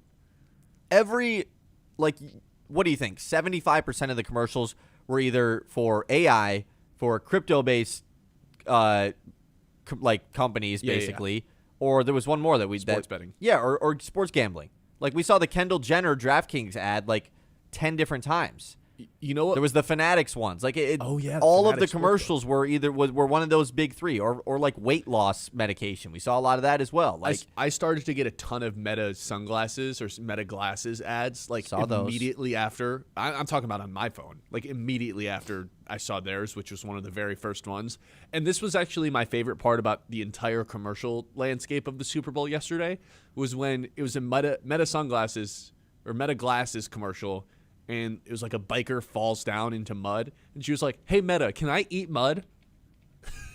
that was Oh, you funny. need an AI to answer that question for you? No, you can't eat mud. What are you talking? Why do you need the sunglasses to tell you whether or not you can eat mud or not? I mean, but I think that was funny. I think that was almost like but I don't know, but it was also for an AI thing, so it felt like it wasn't. They weren't making fun of AI because it is AI. I wish but- everyone could have seen John when the AI commercials would pop up. I mean, come on, we got. Oh yeah, make your job easier, and then you get assigned more tasks, and it's actually harder. But I think it's worth a point though. Like all of these ads were about AI or sports gambling or crypto. Like that's all the ads, man. It's just like. And Pringles. And the Ring thing, the Ring commercial definitely was like, A at little the time freaky. it was like, oh, this is like, whoa, you can find your dog. That's cool. And then you think more about it, and it's like, wait, so everyone can have access to everyone's like Ring camera Yeah. to find your dog. Hold on, like that's kind of how it's being hidden. Like, What if the serial killers are actually a winner because they can download Ring and then see when people are leaving? are leaving their house. Yeah, but then that's more so for the thefts. You know, where Yeah. they can just kind of, I don't know. I did not love maybe robbers are winners. robbers are winners. That could be it. because you can now see when people are leaving their house. Not that they couldn't before. I just think that commercial was definitely like the most one that I was like, I don't know about that. I didn't like that. Brad's giving us one, the Poppy commercial with Charlie XCX. I didn't really remember that I don't one. if I'm remember being that honest. one. Yeah, no. I Must don't- have not been that good. But yeah, the Ring commercial I think was the worst one, just from a like I'm you scared. just don't like it. I mean, it was sketchy, dude. I don't mess with that. Like I don't mess with that, man. I'm out on that whole thing. Well, I wonder if the ring, like, it's like, hey, lost dog, it kind of just scans it on its own, or if you're like, you just genuinely have access to anybody's Of ring course, camera. it's going I to don't be think that's what it would obviously be. not, but the fact that it even exists, it's a technology that can be used. Yeah. That in itself to me is just a big NO. That scares you more than the AI? Yeah, because at least the AI commercials were just like stupid, you know? Yeah. How about Coinbase for? Oh yeah, we already talked about the Coinbase one. Having an intern make theirs took him 20 seconds. Yeah. Commercials. I don't know. A 5 this year. Yeah, I mean, I'm not walking into today's work being like, dude, did you see this one yesterday? There wasn't one that was like exactly way better than all the other ones. No. Like ones that years from now I'll be like, yeah, I remember that. Yeah, like the old Doritos commercials where the dude would rub the Doritos fingers and then the guy would start licking off the, like that whole edgy thing. ones. Yeah, like those commercials. Or those Puppy are ones Monkey you always Baby. remember. That was Dorito, wasn't yeah, it? exactly. I think it was. I'm pretty sure. So yeah, I think it was Dorito Mountain Dew. Ooh, we mix. forgot to mention this one. The Pepsi polar bear thing was kind of cool. And then they did the Coldplay concert thing where they got caught drinking Pepsi at the concert. Like, that was funny, man. Yeah. That was a pretty good commercial. We yeah. just completely stole it from Coke. Yeah. Why not? We're just like, this is our polar bears. You can't trademark polar bears. Yeah. Oh, what are you going to sue Yeah, us? we're doing it now. That's now our thing. We should start doing that, man. We also just, you and I, like, for the last 5 minutes, just gave free advertisements to all these companies. Yeah, but that's the whole point. That's why they get on the Super Bowl, so we can talk about it. Whether we did or did not like them, the ones that we just talked about had to have done a good job because we talked about them. Exactly. I don't know. I'd give it like a 5. My favorite commercial was the Mitt one. Oh, I missed that one. Yeah, no, yeah, When did that play? That was my favorite one. Yeah, the Mitt commercial. 989-837-6125. We've got a lot to get to in the 11 o'clock hour, including whether or not the Lions can bounce back and get themselves into a Super Bowl. We're live here in the brand new and improved Blazy Electric Studio, something we've been looking forward to for a very long time here at 100.9 The Mint. So appreciate everyone who's supported us along the way. If you are new to the show, like just watching for the first time on YouTube or Facebook, please hit that like and subscribe button on that end. If you're listening in your car, shout out to you guys as well. Couldn't make it happen without you guys. I was at the community center yesterday, and for the first time, someone called me out. They were like, did a lot of talking bad about Michigan last week for them to beat Michigan State, and you're wearing a Michigan shirt right now. I was like, yeah, this is a tough situation to be in right now. If someone gave me a Michigan State shirt, I'd wear it. I just want to make that clear. I just don't have any in my wardrobe. But I got called out. I didn't like that. That's good, though. That means you'd rather get called out than not get recognized, right? Yeah, I suppose so. I don't mind talking to people about the takes at the gym, as long as they're efficient, All right, 989-837-6125. We still got to talk about Bad Bunny as well. 11 o'clock hour, presented by Yiter Insurance. On the way, this is the Ben Bosscher Show, live here on 100.9 The Mitt. The Ben Bosscher Show, built by Bresky Siding and Building Repair on 100.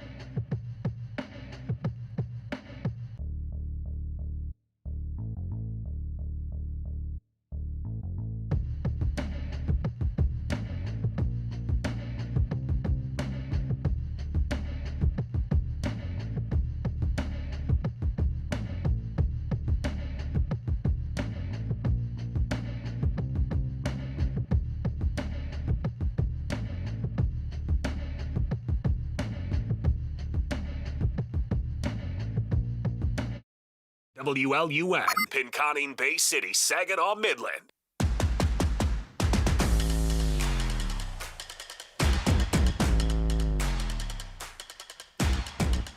All around, what would we rate this Super Bowl?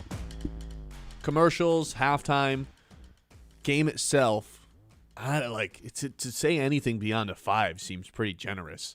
And I don't mean to be the person that's just, I didn't like what I saw last night. But the game stunk. The quarterback play was average at best from Darnold. Drake May just was god-awful, so bad. I think the halftime show might have been the best part. Unless you are truly in love with the defensive stuff, the schemes, the Mike McDonald sending the blitz from all these different directions, which that was really fun to watch. Witherspoon blitzing, felt like they were making defensive plays everywhere. The game was not all that entertaining outside of that because it wasn't close. It didn't feel like the Patriots ever had a shot of winning that game. They couldn't move the ball. It was one-sided. The commercials were we just wrapped up that conversation. I think the halftime show might have been the best part of the Super Bowl yesterday. Yeah, I mean, it was just all around clearly a pretty, what's the 3-letter word? Mid Super Bowl? Yeah, I think that's just the best way to describe it. And like I said, it's not like last year where at least last year, if we're talking from a general fan perspective, because most people that watch the Super Bowl are general fans, or they're not even fans. They just kind of barely follow anything, and they just get told about it before the game starts. You could at least root against Mahomes last year. That was like, or 4. Like, it had that factor in it, you know? This year it didn't, and so it had the opportunity of like, hey, there isn't like a specific side to be polarized about. You know, you could root for the Pats, you could root for the Seahawks, you could root for whatever. This has the opportunity to be a good Super Bowl because it doesn't have those elements. The issue is the product on the field wasn't fun. It wasn't a good game. There wasn't a touchdown scored until the 4th quarter, man. Yeah, that's crazy. That's what I kept talking about. I kept saying it every time Seattle got the ball back. Cooper Kupp, first touchdown scored, still in play. You know, and it was in play for 3 whole quarters, which is just hilarious that it happened that way. So, yeah, I mean, it was a pretty lame Super Bowl for sure. Like, shout out to Seattle. Of course, they dominated. But it just, from an entertainment standpoint, it wasn't great. I can't wait to see how many turnover-worthy plays Sam Darnold had. I really can't. The funniest part is Sam Darnold goes to his presser right after the game and just says, yeah, you know, I got to watch the tape back. I don't think the offense played as great as we could have. But brother, you don't have to watch the tape back. You just won the Super Bowl, man. And he kind of recognized that mid-time as saying, he was like, but, you know, like, we won, so I got to celebrate. It's so funny. You actually don't have to watch the tape back at all at this one, Sam. Yeah. There is no next week. You could wait till July to do that, you know? Or just never do it. Yeah, I really like the halftime show. I will say, it, like, you know what it wasn't? A political statement. And it didn't need to be. It was just good vibes. It was music. Did I understand really what he was saying? No, but this is what we talked about on Friday. Music's a universal language. It just makes you get up, want to move. The vibe was good. The singing was good. The person getting married, the people getting married. The fact that was real is crazy. I did not believe that was real, and it was. Yeah, that's awesome. So the story was they invited Bad Bunny to their wedding, and he said, I'll do you one better. How about you have your wedding in my halftime performance? So I thought that part was awesome, and it was just like I don't know. I didn't think it was political in any way, and then it ends with the "We Are America" and all the flags coming together, and you know I think people forget the Puerto Rican thing is a U.S. territory. Like it was, I thought it was fine. I thought the main message thrown out was the thing at the end. Like the only thing that's more powerful than hate is love. Like that's not even that's just a statement. And so I thought it was good too. Like you said, chess. It was like the marriage. What we're not gonna do? The marriage thing was hilarious. Like the fact that was real. Like I cannot believe that. How cool is that? But I also just think I've said this many times. Like I don't think halftime performances are good. Like just in general. Like I just think it's hard to do a good halftime performance. They're so criticized no matter who it is. Mm-hmm. It's so easy to be nitpicky about all of them. So I thought it was fine. Like I didn't think it was the best Super Bowl performance I've ever seen. I also don't think any of them are that good though. You know, I didn't think it was bad by any means because they for sure can be bad. But yeah, I mean it was fine. Like it was kind of just like the Super Bowl. You know, like it was just the whole day was just like it was whatever. You know. I think the halftime shows are just always going to be subjective. Like, of course they are. What music do you like? My favorite is Kendrick Lamar. Of course. He called Drake a pedophile in the show. Of course I liked it. It was awesome. If you're a Drake fan, you probably didn't like it, like me, you know?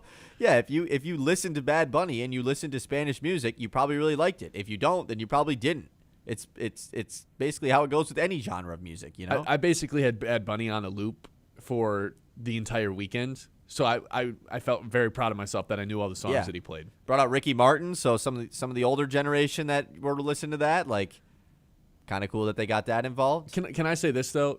Lady Gaga, what was that? Why was she there? That was the worst part of the halftime show when she was. I don't know. I wouldn't consider that dancing. Whatever she was doing, she was just kind of doing like. She was just moving her arms back and forth. It was weird. No, you should did keep not doing like that. it. Yeah. It wasn't dancing. She was like doing the 6-7. It was weird. I don't know why she was, and then she was singing the Bruno Mars part of the song. Right. I mean, why is she here? Didn't have Bruno Mars there. Yeah, I definitely thought Cardi B should have been in it. She was in it. Like she should have. They have I Like It. Like that's one of the bigger songs of the last 10 years. Like Cardi B and Bad Bunny, I Like It. That should have been played. I thought that could have been involved. Like if they were going to bring out an extra person, like instead of Lady Gaga, could have done Cardi B. Yeah. Yeah, I didn't think she needed to be in that at all. Yeah, I thought it was good. Was there any redeeming qualities of the game? Like, you know, we're talking about like maybe that was the best parts of a bad Super Bowl. Like at least from the people in the state of Michigan, you know, like at least that was something. You got to see A.J. Barner, a guy who was on the national championship team, score a touchdown. Mm-hmm. K9, you know, was the Super Bowl MVP. That's awesome. Mike McDonald's the coach of the Seahawks. So for the people in the state of Michigan, whether you're a Wolverines fan or a Spartans fan, like you kind of came away with something to root for with the winning team. That's kind of cool. I almost feel like Michigan fans don't really claim Mike McDonald. It's kind of weird. Yeah, I mean, he wasn't there very long, you know? Like, no. But he was also a part of a really good Michigan team. So he comes up through the Ravens, ends up going to the other Harbaugh with Michigan, back with the Ravens, and then now he's obviously coaching the Seahawks. Third youngest coach in Super Bowl history to win a Super Bowl. Also the third or the first coach in NFL history to be a defensive play caller and also win a Super Bowl, which it right. surprised me to hear that. I don't think a lot of coaches, like, because even Mike Vrabel doesn't call the plays on defense. No. So it's like, I don't think a lot of these Belichick defensive-minded coaches call the defensive plays, you know? They just kind of are the middleman. Mike McDonald's, Dan Campbell. You can only have one. It's probably Mike McDonald, right? I think we can take probably out of there. Yeah. I mean, the guy won a Super Bowl. Like, that's the thing about all these things. We can be I think you and I support Dan Campbell a lot more than a good amount of our listeners do. And even we, as like, if you want to call us biased, which we're not, but if you want to, we can't be that bad. You would obviously have Mike McDonald. The guy's won a Super Bowl in the shorter amount of time of being the head coach of Seattle than Campbell's had at the Lions. It's not any criticism to Dan Campbell. It's just clearly Mike McDonald is one of the top, for sure, 5 coaches in the NFL and probably top 3. Yeah. Yeah, because you'd probably still have to go Reed McVay. And McDonald, that's your top 3, right? Shanahan. I think there'd be some people that put him in there, but I think I'm fine doing McDonald. Yeah, he beat Shanahan twice. Kyle Shanahan went on one of these Super Bowl preview things this weekend. I actually saw this clip. Hilarious. And he went on there and he said, hey, I know you guys probably want to, like, ask me about how do you stop this Seattle defense, like, you know, since I've gone up against it. They've held me without scoring a touchdown in 2 straight games. Like, I don't have the advice for you. Wow. Yeah, the fact that Kyle Shanahan openly said that, like, you know, it's so obviously McDonald's over him. You know, he out-schemed him twice at the end of the year. Yeah.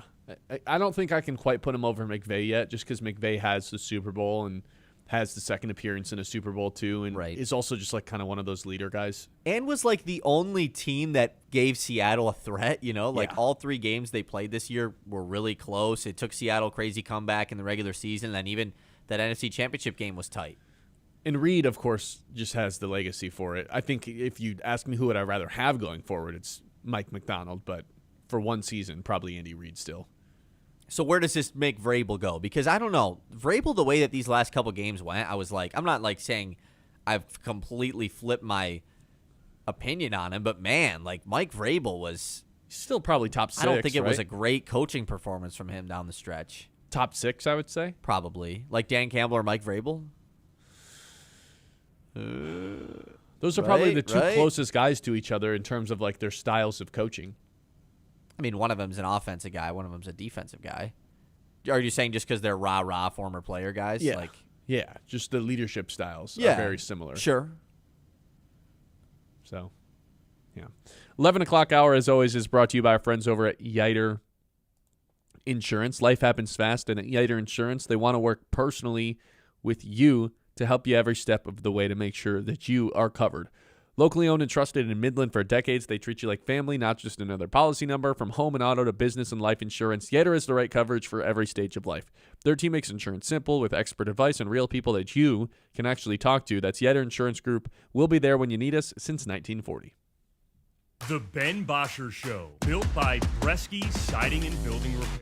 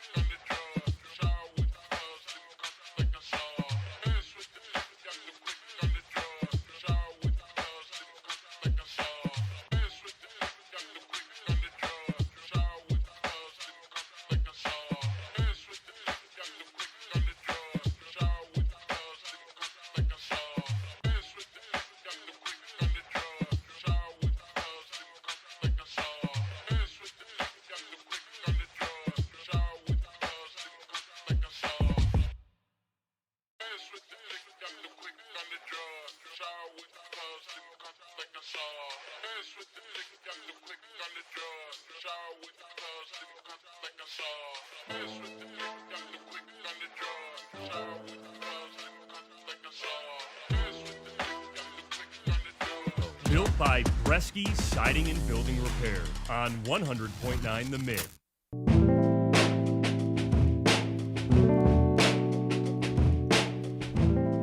All right, welcome back in. This is the Ben Bosscher Show live here on The Mid. Brand new studio up here in the Blaze the Electric studio. Excited to be with you as always. 989-837-6125. Let's go to the messages here. We haven't done that yet today. Adam says Ben Stiller Bananas commercial was the best one. I didn't hate that one. I don't know. I didn't love it. I also was it for bananas? Is that what it was for? I don't really remember, honestly. I just remember it gave the Zoolander vibes, that was kind of the whole point of it. So Yeah. that was cool. The 80s disco dancing. Yeah. Someone said the tight ends commercial for prostate cancer, and then they went into a bunch of people's butts. That was kind of funny. I don't remember it was this one. the tight end joke, Oh. Yeah, that was pretty funny. It kind of gives the football aspect of it, creative. I'll give that one. I missed this one. I guess I don't. It was an I guess early I don't one. remember this. Early one, yeah. Yeah, I don't know. People are really anti the crypto ones. I don't know. We don't have to get into it. I don't know. I thought the commercial game in general was weak this year. Yeah, just like everything, man. It was just a weak overall Super Bowl. It's that simple. And once again, I'm not dialed into the commercials. That's why I said, I don't really remember that one. This one, I'm dialed into the football game. At the end of the day, it is determining the champion of this season. Yeah. I like the football aspect of it the most, but if we're ranking what was the best aspect of the Super Bowl, commercials, halftime, football might be last this year. It just wasn't an entertaining game. It was never close. No. I mean, it was close in sense of the score, but momentum-wise, you never once felt like the Patriots were going to do anything. No, that's exactly what I was going to ask. Did it ever feel like the Pats were in No. a chance to win the game? I don't think ever. Did they have a drive where they completed 3 first downs? Maybe the one where they took the 2 deep shots and ended up scoring on it. Their first down of the second half came off of a penalty. It wasn't even given to them. It was right at the end of the quarter. It was oh my goodness. And we haven't talked about this yet, Ben. Super Bowl bets. How did we do? Oh, I didn't win a single one. Not a single one? I told you this before the show started. I didn't win a single bet. I thought that was a joke. No, I did not win a Zero? single bet. Yeah. Oh my goodness. Maybe that's why I'm cranky about the Super Bowl. Yeah. It's all time. Yeah, would you bad if you had vibes. hit the bets, but that would have meant it would have been a better game. A bad Super Bowl to bet on, for sure. Because just not a lot of things happen. Here's a good question for you. How many yards do you think Seattle outgained New England by? I mean, I don't even know what a good answer would be for this. Because they killed them on the ground. Probably at least 100. 4. Oh, what?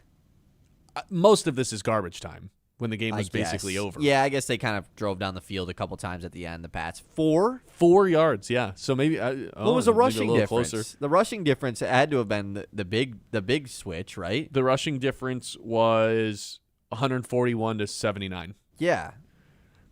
Dang, so May had that many more pass yards. Huh? I mean, this isn't going to go down as one of the historic butt kickings when you just kind of pull up the Wikipedia pages or whatever website and just run through all the scores. It's obviously not the 48-3 Denver blowout from years ago, but I don't know, and it's not quite as boring as the 13-3 Patriots beat the Rams Super Bowl, but man, it's right up there in terms of both blowout and the box score is just going to lie on this one.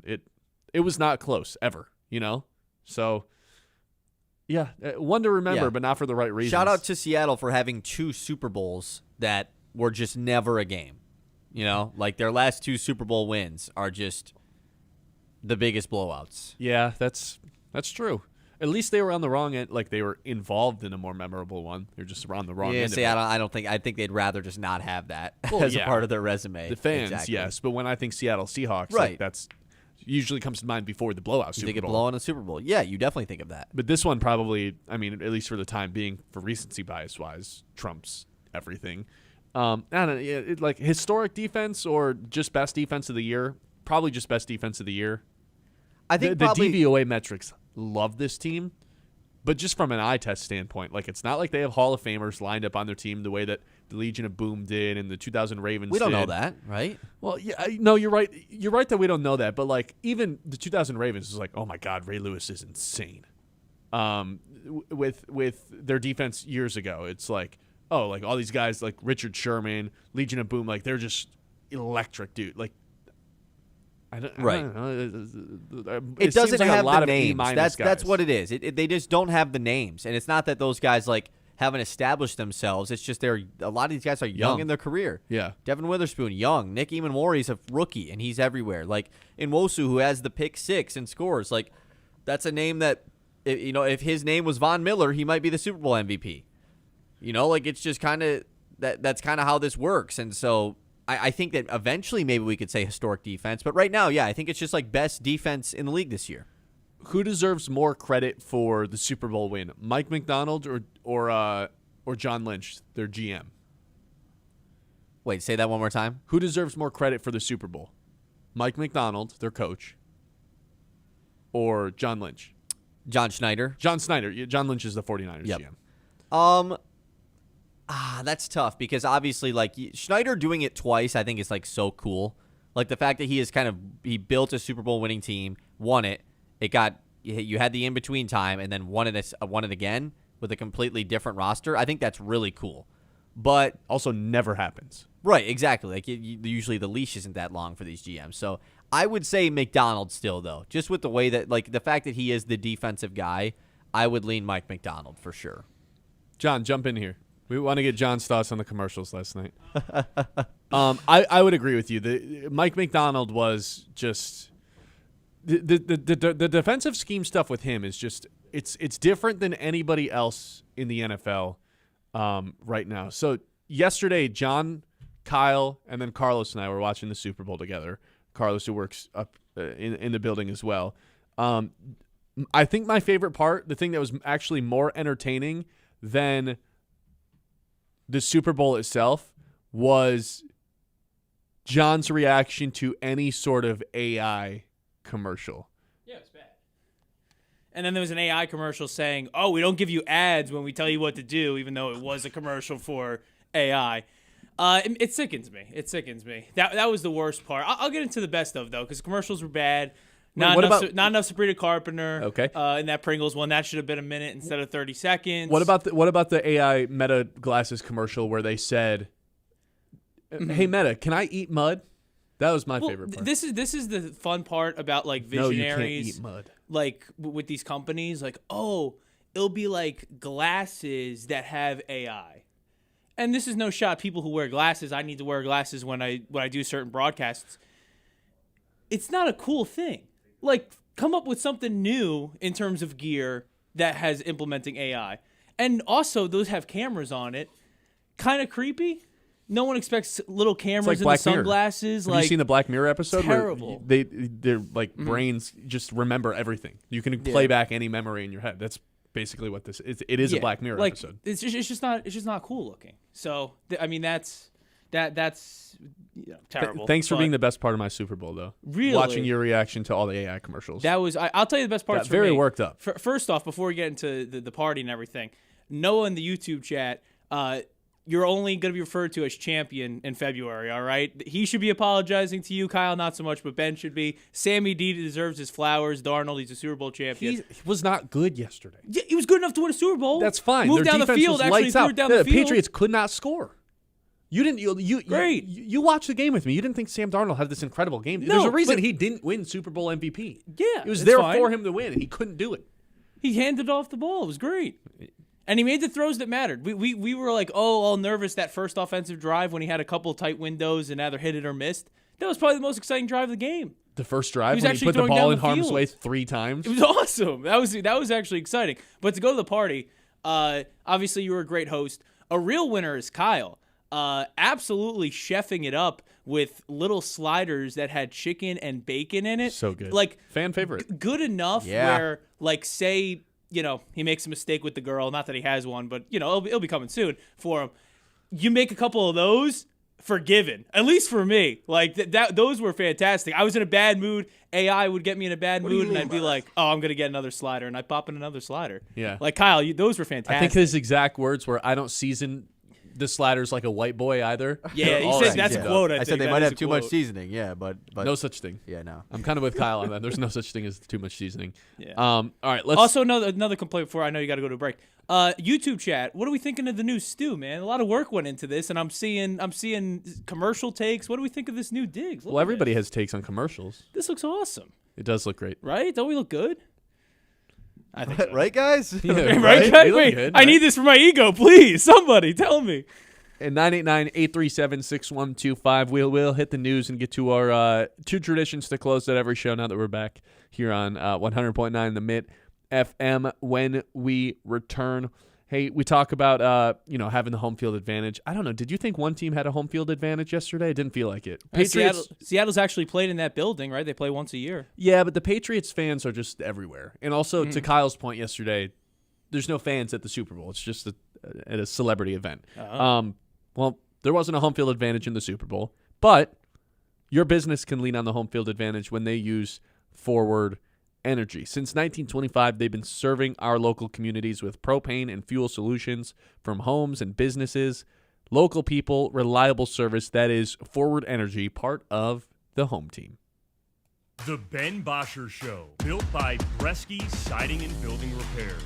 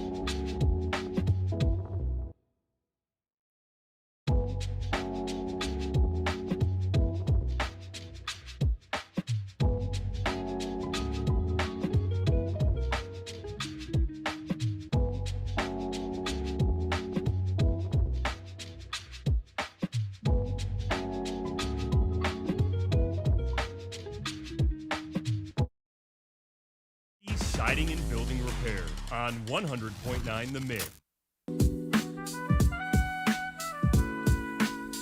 Welcome back in, everybody. Ben Bosscher Show, live with you, as always. We got a lot going on today. It's the day after the Super Bowl. Still, obviously, recapping all of that thing. But Kyle Sandals going to take it away with the news. The Mits Morning Catch. Like the Levi's commercial. But, What? but, The Butts? the Butts commercial. Oh, yes, the Butts commercial. Okay, let's get right back into the news. We talked about it earlier. Worth mentioning again. Pistons, Hornets, that's tonight at 7. Hornets have won 9 games in a row. They're still under 500, but they're for sure going to be like a play-in team at least right now. Pistons, of course, are well atop the Eastern Conference. Yeah, I'm excited for this game because the first time they played, it was kind of a blowout. They play one more time later on this season, one of the last games of the season, April 10th, as well. Yeah, the Hornets are a completely different team than what they were when they played a couple months ago. Con Knippel's playing like one of the best rookies ever's probably a stretch, but like in terms He's going to have the best three-point three-point shooting season ever from a rookie. Yeah, and it's not going to be close. Right. He's going to shatter those records. Yeah, LaMelo had like basically no point. I mean, they won by like near 30 points. Right. When they played earlier. But like you said, completely different team when you're looking at the NBA standings now. So, yeah, I'm excited for tonight, too. I always really take it personally when they're playing LaMelo because there's like that weird portion of NBA fans that are like, what do you mean, LaMelo's? Cade or Melo. Yeah.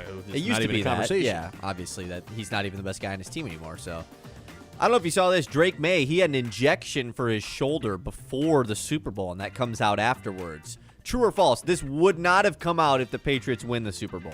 Oh, no, it would have came out even faster. Oh. Played with an ejection. Yeah, I think Ejection? injection Yes. into his shoulder. I don't know, man. He was off the injury report though, so this is something's not really adding up. And it had been talked about all week that he was, dealing with a shoulder, but he's fine. So that got continued to be discussed. But I don't think it would have mattered whether he had a good shoulder or not yesterday. yeah, that's kind of the point I was trying to make there. He didn't see there was a couple plays where he just missed a wide open guy. Yeah. And so did Darnold. Like Darnold missed JSN. Wide open. That one on the was, left side and it of was the so field. early in the game. It was like, finally, we're going to get a good put. No. It was just, Drake May missed a bunch of guys that ended up getting loose. He didn't see the field well. He didn't know where the pressure was coming from. Wherever he tried to throw the ball, it felt like he was inaccurate. Felt like he was hesitant to throw the football, or he was just throwing rockets like the Bryce Underwood at the beginning of the season. Like, he just never got in rhythm. He looked like a rookie playing in the first month of his NFL career. So would you still trade Goff and Hutchinson for him or no? Any answer now is reactionary from yesterday. Ooh, so ask again in 2 weeks. Better question. Whose Super Bowl loss was uglier, Drake May or Jared Goff? Well, Jared Goff's got him on a new team, so probably Jared Goff's. Yeah, Drake May had 2 passing touchdowns at least, Goff had his team didn't even score a touchdown, so. Okay, let's move on. College basketball, Michigan yesterday, they won their 8th game in a row at Ohio State. Ademara has his career-high 24 points. Merez Johnson, Yaxel Lendenberg both had double-doubles as well. Michigan just continues to climb, get better and better. They're still just that one loss on the season. I really have no new thoughts on this team. Yeah. They're world beaters. Like, I'm trying to think. They're world beaters. They're off until Wednesday, so. It's them in Arizona, right? Like, everyone Yes. else is kind of in their own. And by the way, tonight, Arizona at Kansas. Oh!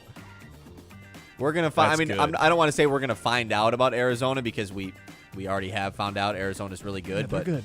But also worth noting, by the way, I just want to mention Arizona's schedule, the remainder of the season, they play the gauntlet of the Big 12 to end the year, which is going to be crazy. They go at Kansas, versus Texas Tech, versus BYU, at Houston, at Baylor, versus Kansas, and versus Iowa State.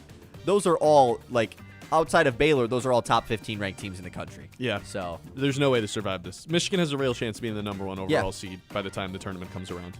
Michigan, by the way, is first in the Big Ten all alone now, thanks to their friends, the Michigan State Spartans, who beat Illinois. So Illinois is now tied for second place. Michigan all alone. Man, how about that overtime win for the Spartans against Illinois? It's the first time they've beaten a top 5 team in the country in 11 tries. Pretty ridiculous. Yeah, 11 tries, but also, like, it's only been 4 years since it's happened. 2022 Champions Classic was the last time they had done it. Just an incredible game all around. We probably should have spent more time talking about this today. I couldn't believe the guy made 2 free throws down the stretch of the game. Yeah. But the biggest story out of this one was by far Jeremy Fears. Who's 26 and 15. Yeah, 26-15, has a couple of the plays. I think this is just now a thing the rest of the season. Every game, there's going to be 2 plays that are under a microscope. I didn't think either were particularly dirty. However, he has kind of lost the benefit of the doubt. He for sure has. Absolutely. Anything that's even semi-close to a dirty play is going to get labeled as one. Yeah. But I think Michigan State's in a weird spot right now, though, where it's like they're they're clearly not in that top tier title contender group, but they're good enough to go to like Sweet 16, Elite 8. But I also think that top tier title group is pretty small, you know? Michigan, Arizona. I think Arizona might be in a tier that's kind of what I'm saying. I think Michigan, Arizona is in their own tier, and then would you can make the arguments versus for them. There's a lot of really good teams. There's a lot of teams I like. I really like both Houston and Kansas. I think those are kind of the next teams that I would pick to like win the Natty. But Duke lost on Duke UNC, Crazy. by the way. Man, I should have put that in the news. Oh, I did put something in it, though. The ACC fined North Carolina $50,000 for their security violation at the end of that game. That was crazy, man. And we talk about the best rivalries in the sport. Yeah, Duke UNC has taken that claim right back. Maybe it never lost it, but that was awesome. But yeah, nonetheless, like big-time win for the Spartans against Illinois, who was like a red-hot team. Like had gone on the road, beaten Purdue, beaten Nebraska. We get Purdue, Nebraska this week as well, so it's going to be fun, man. We're getting kind of into crunch time of Big Ten play, especially now that football's over. Everyone can fully lock in on college basketball in the NBA. Wait, I got a good futures play. Okay. Michigan to be the number 1 overall seed in the tournament. Plus 260. I mean, I just read everyone Arizona's schedule. That's what I'm saying. Arizona loses one of those games, and Michigan just wins out, which saying Michigan also has a really tough schedule. They still got to play Illinois. They still got to play Purdue. They still got to play Michigan State and Duke. Yeah. So they have 4 like incredibly tough games to end the season. But I would say that Arizona has 6 games, you know? So it's like... So is Duke actually the play to be the number 1 overall seed at plus 1,600? Duke just wins out. I mean, they have the easiest schedule. Right. Playing in the ACC. This is pretty God, good. the Michigan-Duke matchup, what day is that? It's Feb 21st. So it's God. It's next Saturday. Yeah. That's going to be insanity. That's in the Garden, right? Yes. No. It's in Washington, D.C. Oh. Yeah. The D.C. duel or something. Where the Wizards play? I don't know. Probably. Where they lose? I think, don't the Wizards play in like Virginia? Or is that, I don't know. I think that's what the Commanders did. Anyways, Michigan this week kind of has their not get right week, but just ahead of the tough week. They go at Northwestern versus UCLA this week. And then next week is the big one at Purdue and then the Duke neutral game. So that's just going to be, I know good. Purdue is like lost a couple games in a row. They're still good. They've bounced back, and playing at Mackey is always going to be probably the toughest place to play in the country. So yeah, a couple more things in the news. Danis Jenkins' contract has been converted to a standard contract, a 2-year deal. We got the number on this, too, a 2-year, $8 million deal for Danis Jenkins with a team option in year 2. So shout out to Danis Jenkins. He's no longer on the 2-way contract. They had to do it before tonight's game. And, yeah, man, he was a key contributor in that win against the Knicks. Of course, he led the way in scoring. He's better than Jalen Brunson in that game. Yeah, he was. I think it's a totally fair price. I think a lot of some people expected him to get a little bit more, but I guess I'll just put it this way: how much do we trust Danis Jenkins in a playoff series to be the secondary ball handler / creator for the offense? Hopefully a lot, because he is. Yeah, that's a good Hopefully point. You do. Yeah, that's a little worrisome. Part. More Pistons-related NBA news. Jalen Duren no longer in the dunk contest. Yeah, what happened here? Well, I think it was because, one, he suffered that injury, didn't play against the Knicks, and I think that they're just like, I don't really want to. We haven't gotten a word on like how long the injury is holding Duren out. Like, has he been listed? What's his designation for tonight? That's actually probably worth noting. But also, I think that he never really, for sure was in the dunk contest. It sounded like it was a false report that Duren was guaranteed to be a contestant. That's kind of the wording that has been put around this, which is definitely a little bit sketchy. Duren is listed as a game-time decision tonight, so that's a good sign at least. He'll still be in the All-Star game, I would hope so. But guess who's no replacing point in him? dunking. Who Jace is? Richardson. Oh. Former MSU Spartan, which Jace Richardson himself, I don't know if you saw his reaction on social media. He was like, kind of like, you know, the meme of the dude where he was like, wait, I got drafted? like he was like, wait, what? I'm in the dunk contest? It seemed like they didn't even ask him. They just put him in it. Yeah. Jace Richardson, by the way, yeah, we get like it. 6'2", He's right? Jason Richardson's son and everything. I can't think of more than 2 times he dunked at MSU. Yeah, that like wasn't really his game. wasn't a dunker. I don't know if he has like a dunking bag, so I don't know. I feel like they're kind of setting him up for failure all because he's Jason Richardson's son. Or he just has never pulled this out because he's never had to, but he actually has a crazy dunk package. You know who actually could save the All-Star game is the Thompson, or the dunk contest is the Thompson twins. The issue is neither of them have any cool dunks. I was gonna say in they their don't bag, have the dunking bag. That's the issue. which is nuts because they by far jump higher than anybody in the league. It feels like, or at least like soar through the air like nobody else. Here's the current state of the dunk contest in the NBA. You would say you're a pretty big NBA fan, right? You follow the league pretty closely. Yes. Who's in the dunk contest? Jace Richardson. Give me one more. Oh, don't tell me. I don't know either. I gotta look this up. Jackson Hayes. For some reason, yes, in the dunk Jackson contest. Hayes. He actually has a dunking bag for a big guy. Yeah, Jackson Hayes is in it.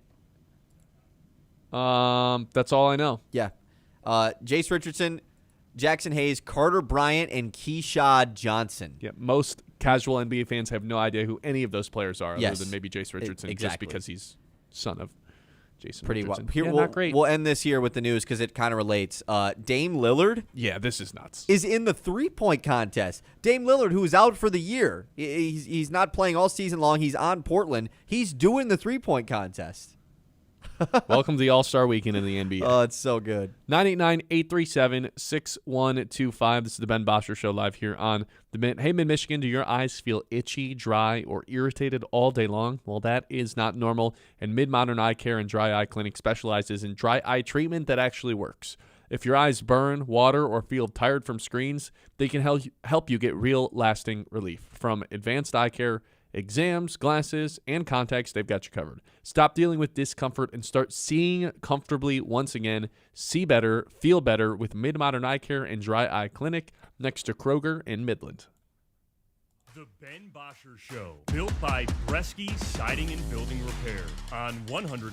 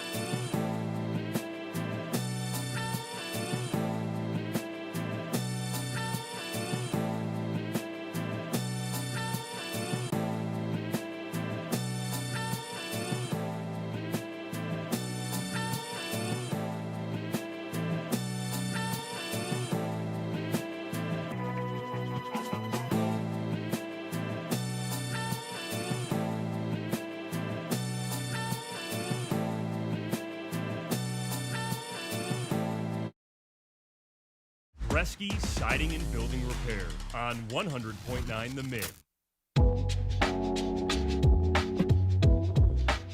Okay, welcome back in. We have two traditions to close out every show. It's the first time we're doing these two traditions in the new studio, the new and improved Blazy Electric studio, that is. Kyle, we hit again on Lock of the Day on Friday, which we're hot right now. What can I say? We're hot. Yeah, we just skipping out on the Lock of the Day sounder from now on, or Oh, yeah, how about this? Our first tradition is Lock of the Day. Lock of the day. You better lock it up. No, you lock it up. You lock it up. Lock it up. Lock it up. Okay. Hey, there it is. Thank you. Yeah, you did hit on Lock of the Day. It was Pistons money line against the Knicks, which they were underdogs, which, by the Easy. way, I mean, that's just That hit easy. what a dumb line from the books. Obviously the Pistons were going to win that game. So stats-wise, you're doing pretty good, not only in 2026, but also to start off the month of February, because you did go up in January. So in the first week of February, you're 1.82 units up. That puts you at 3.56 units up in 2026. You're doing pretty good. Can you keep it going, though? Perfect. I'll keep riding with the Pistons, but instead of taking their money line or their spread, I'll bet on their defense. Give me LaMelo Ball's under in this game against the Pistons today. Last time they played, he could not score. I think he maybe left the game with an injury. I don't. He got destroyed by Stu and Duran when he tried to attack the paint. This right here is history repeats itself. Yeah, they're hot, but once the Hornets run into this defense where it's chest out, you're getting bullied, you're getting physically dominated, I think they start to fold a little bit, because this is not a team that they have necessarily seen yet during their win streak. The physical, overwhelming, pound you into the ground type of team. So I will take LaMelo Ball's under, mostly as a slight against LaMelo Ball, because I don't think he's a serious basketball player. Now all of a sudden there's been this resurgence of, oh look, they've won 9 games in a row. It's because of LaMelo Ball. No, this is where a reality check gets put in play for the Hornets. So I'll take LaMelo Ball's under 19.5.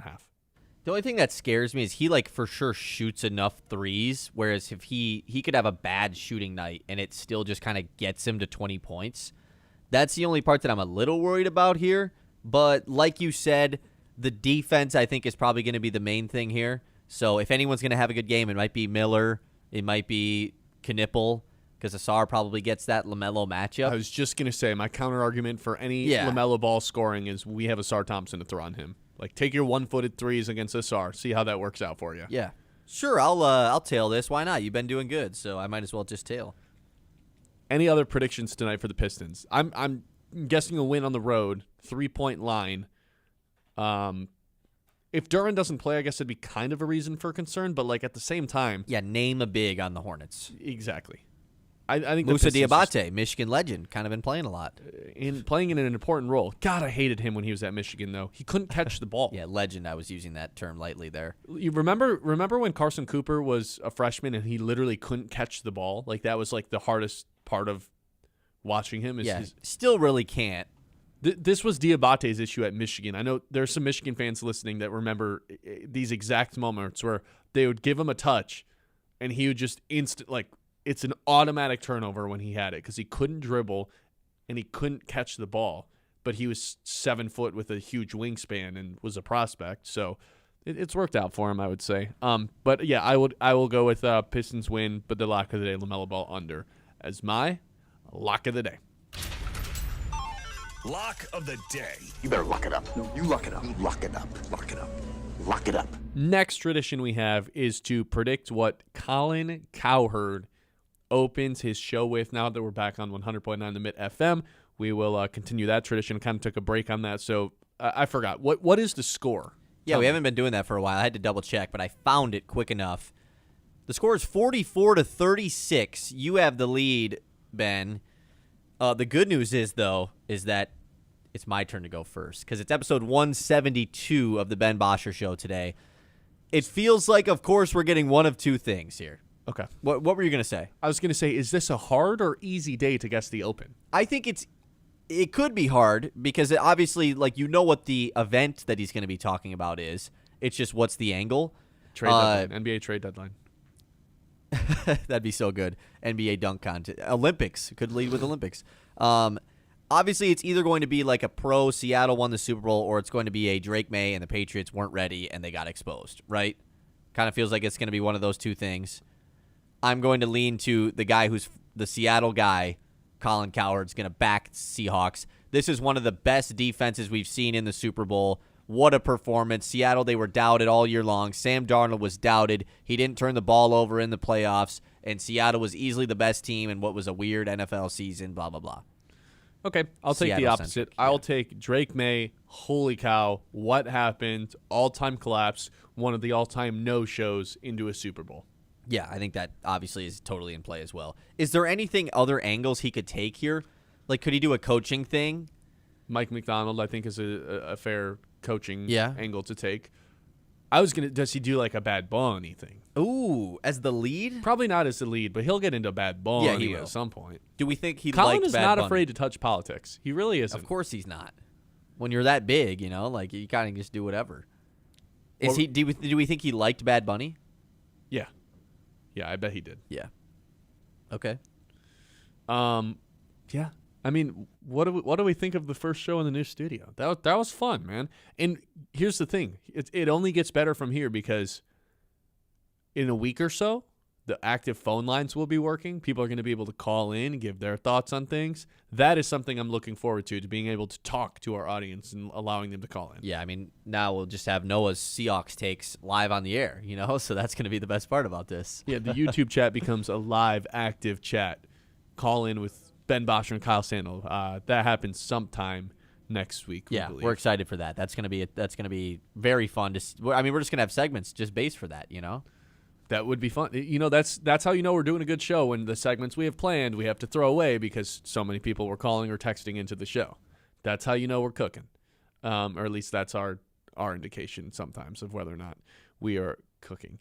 Is there anything else on tonight besides the Pistons? Or is that really just it?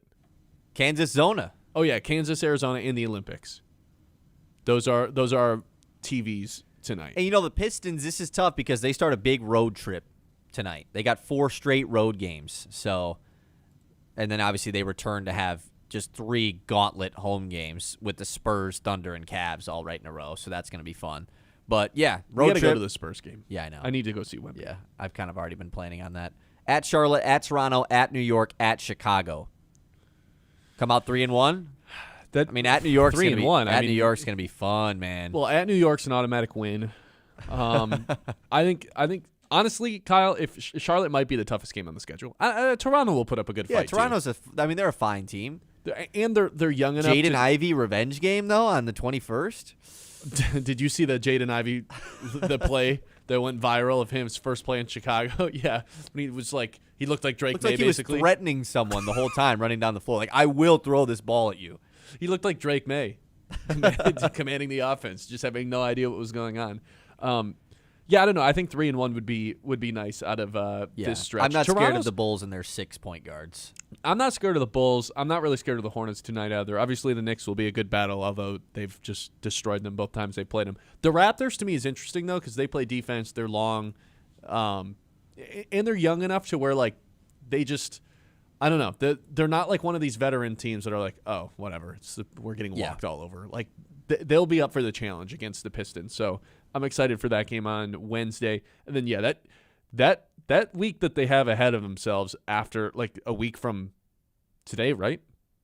Or 2 weeks of Spurs, Thunder, Cavs. 2 my weeks, God. yeah. What a stretch. Yeah. I mean, the fact that you just have Spurs, Thunder back-to-back. Yeah, 2 top teams in the Peacock West, Monday, right? too. That'll be nice.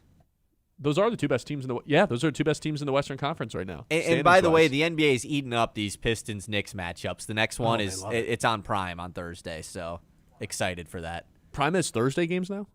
Yeah, they've had Thursday games. No, I thought they were just the Friday games. Or has they that just go been Thursday, since the they NFL go has Thursday, been back? Friday, yeah. Yeah, it's the best rivalry going in the NBA right now, at least in the East. I know there's Thunder Spurs, but that's like, I don't know, it's not New York. Whenever you have a chance to Thunder put New Rockets feels like it has something too. No, Thunder Timberwolves actually is the one because the T-Wolves hate the Thunder. Yeah, man. well, the T-Wolves kind of hate everybody, but so do the Pistons. So I think it's led to a pretty incredible one-sided rivalry, at least this season. Obviously, the Knicks had the playoff win last year. Excited about that. Excited about a whole bunch of stuff going on. John Swaven, goodbye to everybody. Kyle's counting me down. We'll see you guys tomorrow, 9 o'clock. Like and subscribe if you haven't already. See you tomorrow. Peace. The Ben Bosscher